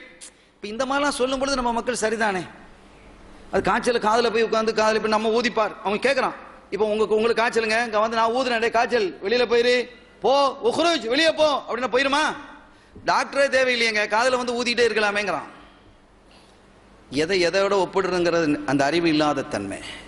யாரை யாரோட ஒப்பிடுவது? குத்துபு நாயகத்தினுடைய நிலை என்ன, நீ உன்னுடைய நிலைமை என்ன? முதல்ல மூமீனாங்கிறத நீ சோதிக்க வேண்டியிருக்கு. உனக்கும் ஈமானுக்கு என்ன தொடர்பு சம்பந்தம் இருக்கு? அருமையானவர்களே, ஈசா அலைஹிஸ்ஸலாம் கண் தெரியாத வர்றார், கண் அப்படி தடவுறாங்க, கண் பார்வை வந்துருதா இல்லையா? என்ன மருந்து ஊத்துனாங்க, என்ன மருந்து ஊத்துனாங்கன்னு கேட்கிறேன். அவர்கள் கண்ணை தடவினால் பார்வை வருகிறது, குஷ்டரோகி தடவினால் சுகம் கிடைக்கிறது, மையத்தை தடவினால் ஹயாத் ஆகிறது. காய்ச்சல் போறது பெரிய விஷயமா? ஏன் இப்படி சிந்திக்கிறதுக்கு மறுக்கிறீர்கள்? ஏன் குர்ஆன் ஆயத்தை மறைக்கிறீர்கள்? குர்ஆன் ஆயத்தை இவ்வளவு தெளிவா சொல்லுது. ஈசா நபி கண்ணை தடவுனா இங்கிட்டு பார்வை வந்துருதான், காதுல அது குஷ்டரோகியை தடவினால் அவனுக்கு சுகம் கிடைத்து விடுகிறது. சரி, அதாவது பரவாயில்லை. மையத்தை கும்பி எலும்புன்னு சொன்னா எலும்பிடுது. பெரிய நிறைய கதைகள்லாம் அது சம்பந்தமா இருக்கு, வரலாறு இருக்கு, ஒண்ணு கிடக்க ஒண்ணு நடந்த செய்திகள்லாம் இருக்கு. ஒரு பெண்ணு வந்து என்ன செஞ்சிட்டா, ஒரு ஆண் வந்து தன்னுடைய மனைவி நினைச்சிட்டு வேற ஒரு கபரை எழுப்ப சொல்லி அந்த கபரில் உள்ளவன் எழுப்பிட்டான். அவங்க சொன்னாங்க எங்கடா அப்படின்னு கேட்டாங்க. இந்த நபியே ரூஹுல்லா, இதான் என் மனைவியோட கபரு, எனக்கு எழுப்பித்தாங்கன்னாங்க. அட பொறுமையா இருங்க, கேட்க இல்ல, அழுவுனா. எழுப்பி கொடுத்தா பார்த்தா அவன் கபரை மாத்தி காட்டினான். அங்கிருந்து பார்த்தா அவன் ஒரு காஃபி எழுப்பி நிற்கிறான், காதுல வயிற்றுல இதெல்லாம் எல்லாம் புகை வருது. இது ஒரு செய்தி இருக்கிறது. நாம் என்ன கேட்கிறோம்? சரி, அந்த செய்தியை நாம் விடுவோம். அவர்களால் மரணித்தவர்களை உயிராக்க முடிந்ததா இல்லையா? அவர்களால் மரணித்தவர்களையே உயிராக்க முடிகிறது, கண் பார்வையற்றவர்களுக்கு கண் கொடுக்க பார்வை கொடுக்க முடிகிறது, குஷ்டரோகிகளை சுகப்படுத்த முடிகிறது என்றால், அதை தாண்டி மரணித்தவர்களை உயிராக்க முடிகிறது என்றால், ஆஃப்டர் ஆல் ஒரு காய்ச்சலை போய்ந்தால் போகாதா? சரி, அது போகட்டும். கண்மணி ஸல்லல்லாஹு அலைஹி வஸல்லம் அவர்கள் சேனா இப்னு முர்ரா ரலியல்லாஹு தஆலா அன்ஹு அவங்க அறிவிக்கிறாங்க ஒரு செய்தி. நாங்கள் நபிகளோடு ஒரு பிரயாணத்தில் இருந்தோம். ஒரு கிணறு பகுதி, அந்த பகுதியில் வந்து ஒரு பொம்பளை வந்தாங்க, அவங்க மகனையும் கூட்டிகிட்டு வர்றாங்க. நாயகமே, என் பிள்ளைக்கு பைத்தியம் பிடிச்சிருக்குது, ஜுனூன், என் பிள்ளை பைத்தியமாக இருக்குது அப்படின்னு கொண்டு வந்திருக்கிறாங்க. இந்த ஆட்களெல்லாம் எங்கே கொண்டு போகணும்னு விளங்கிக்கிறோமா இல்லையா? பைத்தியம் பிடிச்சிக்குதுன்னு கொண்டு வந்து கொடுக்குறாங்க. ஸல்லல்லாஹு அலைஹி வஸல்லம் அவர்கள் என்ன செஞ்சாங்க, அதை அவனோட மூக்கை பிடிச்சாங்க. குத்துபு நாயகம் காதை பிடிச்ச மாதிரி ஸல்லல்லாஹு அலைஹி வஸல்லம் அவனோட மூக்கை பிடிக்கிறாங்க. மூக்கை பிடித்து கொண்டு சொன்னார்கள் உஹ்ருஜ், அதே தான் சொல்றாங்க. அவங்க பாட்டனார் சொன்னதை தான் இவங்க சொன்னாங்க. இப்ப இதுக்கு பதில் சொல்லணுமா இல்லையா? நீ வெளியேறு. எதை பார்த்து வெளியேற சொல்றாங்க? பைத்தியத்தை வெளியேற சொல்றாங்க. இந்த பைத்தியத்தெல்லாம் எங்க கட்டுறது? அருமையானவர்களே, இது உஹ்ருஜ், நீ வெளியேறு. நான் யாரு தெரியுமா? அல்லாஹ்வின் திருத்தூதர்ங்கறாங்க ஸல்லல்லாஹு அலைஹி வஸல்லம். அல்லாஹ்வின் திருத்தூதராக எனக்கு நீ கட்டுப்பட்டு ஆகணும், வெளியே போ அப்படிங்கிறாங்க. வெளியேறான் அப்படின்னாங்க. போயிட்டு அதை சொல்லிட்டு போயிட்டாங்க, அவ்வளவுதான் முடிஞ்சது. போயிட்டாங்க. போயிட்டு திரும்பி வர்றாங்க. அந்த புள்ளைய, அந்த பொம்பளை திரும்பி இருக்காங்க. கொஞ்சம் போயிட்டு அந்த பிரயாணமோ யுத்தமோ முடிந்து திரும்பி வரும்பொழுது அந்த பெண்ணை சந்திக்கிறாங்க. என்ன ஆச்சு பிள்ளைங்கிறான்? என் பிள்ளை ரொம்ப நல்லா இருக்கான், பைத்தியம் போயிடுச்சு. போச்சா இல்லையா? இந்த பைத்தியத்தை போண்டா போகுது, காய்ச்சலை போண்டா போதாதான்? பைத்தியம் தான் சீக்கிரம் போவாது, போக மாட்டேன்னு அடம்பிடிக்கும். பைத்தியமே போயிடுச்சே, இந்த பைத்தியங்கள் எப்ப போவது? அருமையான பெருமக்களே, ஆக இவ்வளவு தெளிவாக ஹதீதுகள் நமக்கு இருக்கிறது. ஒரு கட்டத்தில் ஸல்லல்லாஹு சொல்றாங்க, இது வந்து அஹ்மதுல இடம்பெற்றிருக்கிறது, ஷரஹு சுன்னாவிலையும் இந்த செய்தி ஹதீது இடம்பெற்றிருக்கிறது, புகாரியிலையும் இது சம்பந்தமான ஒரு ஹதீது இடம்பெற்றிருக்கிறது, பிரபல்யமான ஒரு ஹதீது. ஸல்லல்லாஹு அலைஹி வஸல்லம் சொல்றாங்க, இறைவா, நீ மக்காவை இப்ராஹிம் நபி அலைஹிஸ்ஸலாம் ஹரமாக்கினது மாதிரி நான் மதீனாவை ஹரமாக்குறேன், அதை கண்ணியப்படுத்தின மாதிரி இதை நீ கண்ணியப்படுத்து, அதுக்கு பரக்கத் செஞ்ச மாதிரி அல்லது அதை விட அதிகமான பரக்கத்தை மதீனாவுக்கு செய் என்று சொல்லிவிட்டு இந்த காய்ச்சல் இந்த ஹில்லாவுக்கு அனுப்புனாங்களா இல்லையா? ஹில்லாங்கிற ஊருக்கு குத்துபு நாயகம் காய்ச்சல் அனுப்புனாங்களே, ஸல்லல்லாஹு சொல்றாங்க இந்த காய்ச்சலை ஜுஹுபாவுக்கு அனுப்பிருங்கிறாங்க. தன்னுடைய பாட்டனார் செஞ்ச வேலையை தான் அவங்க செய்யறாங்க. அப்ப அதுக்கு ஒவ்வொன்றுக்கும் ஒரு அடிப்படை காரணம் இருக்கும். ஜுஹஃபாவுக்கு சல்லல்லாஹு சும்மா அனுப்புவாங்களா? கிருபையான நபிகளோ, அவர்களை விட கிருபையானவர்கள் இந்த உலகத்தில் யார் இருக்காங்களா? ரசூலுல்லாஹ்வை விட அருமையானவர்கள் கிருபையானவர்கள் யார் இருக்க முடியும்? அவங்க ஜுஹஃபாவுக்கு அனுப்புகிறார்கள் என்று சொன்னால் அதற்கு அடிப்படை காரணம் ஒன்று உண்டு. அடிப்படை காரணம் இருந்திருக்கும். அத மாதிரி குத்துபு நாயகம் ஹில்லாவுக்கு காய்ச்சல் அனுப்ப இருக்கிறாங்க. எல்லாம் தன்னுடைய பாட்டனார் செய்தது, அல்லாஹ்வின் திருத்தூதர் ஸல்லல்லாஹு அலைஹி வஸல்லம் செய்து காட்டிய வழிமுறை அல்லவா? நானும் நீனும் செஞ்சு காய்ச்சலே நீ பக்கத்து ஊருக்கு போயிரு, திஹாரிக்கு போயிரு, அங்க போயிருன்னு சொன்னா வம்பாயிரும். நம்ம செய்ய முடியுமா? அது போவும் செய்யாது. போமா? அவங்க குத்துபு நாயகமா இருந்ததுனால அது நடந்தது. நாம விலாயத்துடைய நிலைக்கு வந்தால் அது நடக்கும். அல்லாஹ் தௌஃபீக் செய்வானாக. இவ்வளவு தெளிவானவைகள் தான் முஹைத்தீன் மௌலித், ஓதுநாயகத்தினுடைய மௌலித். மிக தெளிவானது சகோதரர்களே. நமக்கு சந்தேகத்திற்கே இடமில்லாமல் அத்தனையும் ஹதீதினுடைய அடிப்படையிலே மிக அற்புதமாக தெளிவாக்கி வைத்திருக்கிறார்கள். அதே மாதிரி ஒரு இறைநேச செல்வரை குத்துபு நாயகம் ரலியல்லாஹு அன்ஹு வெளியாக்கிட்டாங்க ஊரை விட்டு. அது வருது, பொது செஞ்சுட்டு இருக்கும்போது மிதி அடி கட்டி தூக்கி வீசினது எல்லாமே. இப்போ இதெல்லாம் பெரிய விஷயம் இல்லை. இந்த விஷயங்கள்லாம் சொன்னதுக்கு பிறகு நிறைய விஷயங்கள் இருக்கிறது. நான் நிறைவுக்கு வந்து விடுங்க இந்த செய்தியை முடிச்சுட்டு. ஒரு ஆளை பகதாதை விட்டு வெளியில் போக சொல்லிட்டாங்க. வெளியில் போ அப்படின்ட்டாங்க, ஒரு குற்றம் செய்ததற்காக. அப்படி ஊரை விட்டு வெளியில் பத்தலாமா? இவன் கேட்குறான். ஒரு அவுளியா அப்படி செய்யலாமா? அப்போ அவன் செஞ்சா அப்படி அவுளியாவா அப்படின்னு கேட்குறான். ஸல்லல்லாஹு அலைஹி வஸல்லம் பனு குரைலா என்ற ஒரு கூட்டம் தப்பு செய்த போது மதீனா விட்டு வெளியில் போன்னு அனுப்புனாங்களா இல்லையா? மதீனாவை விட்டு அனுப்பப்பட வேண்டியவர்கள் அனுப்பப்படத்தான் செய்யணும். ஊரை விட்டு வெளியேற வேண்டியவர்கள் ஊரை விட்டு வெளியானதான் ஊர் நிம்மதியா இருக்கும். தண்டனை தரப்பட வேண்டியவர்களுக்கு தண்டனை தரப்பட்டால் தான் மற்றவங்க பயப்படுவாங்க. அவனுக்கு தண்டனை தரப்பட இல்லைன்னு சொன்னா குற்றங்கள் அதிகரித்து போய்விடும். இன்னைக்கு அதான் நீங்க நடந்துட்டு இருக்கு. நாடுகளிலே குற்றங்கள் அதிகரிப்பதற்கு காரணம் என்ன? அந்தந்த குற்றங்களுக்கு தகுதியான தண்டனைகள் வழங்கப்படாததின் காரணத்தினால் யாரையாவது ஒரு அரசியல்வாதியை பிடித்துக் கொண்டு, செல்வந்தனை பிடித்துக் கொண்டு, ஜட்ஜை பிடித்துக் கொண்டு, அவனை பிடிச்சுக்கிட்டு இவனை பிடித்துக் கொண்டு எப்படியாவது தன்னுடைய குடும்பத்தை சார்ந்தவனை அவன் எவ்வளவு பெரிய தப்பு செய்தாலும் மனிதம் இழைத்தாலும் தப்புவிக்கக்கூடிய சூழல் ஏற்படுகிறது. காரணத்தினால் குற்றங்கள், கிரைம்ஸ் அதிகமாக ஆகிவிட்டது. இந்த நிலையிலிருந்து அந்தந்த குற்றங்கள் அப்பா அவன் வெளியேற்றிட்டா மற்றவன் யோசிப்பான், ஆஹா ஊரை விட்டு வெளியில போக வேண்டியது வருமா இல்லையா? எனவே அனைத்துக்கும் அருமையான பெருமக்களே, குர்ஆனும் ஹதீதும் சான்றாக இருக்கிறது. இந்த புனிதமான குத்துபநாயகத்தினுடைய மௌலிது ஷரீஃப் முழுக்க முழுக்க ஹதீத் குர்ஆன் அடிப்படையில் எழுதப்பட்டது, தொகுக்கப்பட்டது. அனைத்துக்கும் ஆதாரம் இருக்கிறது. ஒரு குறிப்பிட்ட நேரம் என்பதால் இத்தனை செய்திகளுக்கு நான் உங்களுக்கு விளக்கம் சொல்லியிருக்கிறேன். இன்ஷா அல்லாஹ் இன்னொரு வாய்ப்பில் மீதி தகவலை நாம் பேசுவோம். ஆனால் அப்படி ஒரு தேட்டம் இருக்காது என்று நான் நினைக்கிறேன். ஏனெனில் நல்ல இதயங்களுக்கு, நல்ல உள்ளங்களுக்கு ஒரு சிறிய உதாரணமும் உவமானமும் போதுமானதாகத்தான் இருக்கும். அல்லாஹ் நம் இதயங்களை பரிசுத்தமான இதயங்களாக ஆக்கி வைத்து நம்முடைய நாதாக்கள், பெருமக்கள், அவுலியாக்கள், ஷேகுமார்கள் ஆற்றிய பணிகளை பின்தொடர்ந்து எல்லா காலத்திலும் எடுத்து செல்வதற்கான தௌஃபீக்கை எனக்கும் உங்களுக்கும் நம் சந்ததிகளுக்கும் வாழையடி வாழையாக தர வேண்டும் என்ற பிரார்த்தனையோடு புனிதமான இந்த மஜ்லிஸை அல்லாஹ் கபூல் செய்வானாக. நம் பாவப்பிழைகளை மன்னித்து அருள் பாலிப்பானாக. நம் பெற்றோர், ஊற்றார், உறவினர்கள் அத்துணை பேருடைய பாவத்தை மன்னித்து நமக்குள் நல்ல ஐக்கியத்தை தந்து தெளிவான ஞானத்தை அல்லாஹ் நமக்கு தந்து நம்முடைய ஆபாக்களாகிய பெருமக்கள் காட்டிய வழியிலேயே நித்தம் நடந்து உறுதியாக சுன்னத்துல் ஜமாத் கொள்கையிலே இருந்து அதிலேயே அல்லாஹ்வினுடைய சமூகம் சேர்வதற்கு எனக்கும் உங்களுக்கும் நம்மை சார்ந்தவர்களுக்கும் நம்முடைய சந்ததிகளுக்கும் அல்லாஹ் தௌஃபீக் செய்வானாக. எல்லாம் வல்ல அல்லாஹ்வின் அருளையும் ஸல்லல்லாஹு அலைஹி வஸல்லம் அவருடைய ஷஃபாத்தையும் பெறுவோமாக. வாய்ப்பளித்தமைக்கு நன்றி. வஆகிரு தஅவானா அல்ஹம்துலில்லாஹி ரப்பில் ஆலமீன். வஸ்ஸலாமு அலைக்கும் வரஹ்மத்துல்லாஹி வபரகாத்துஹு.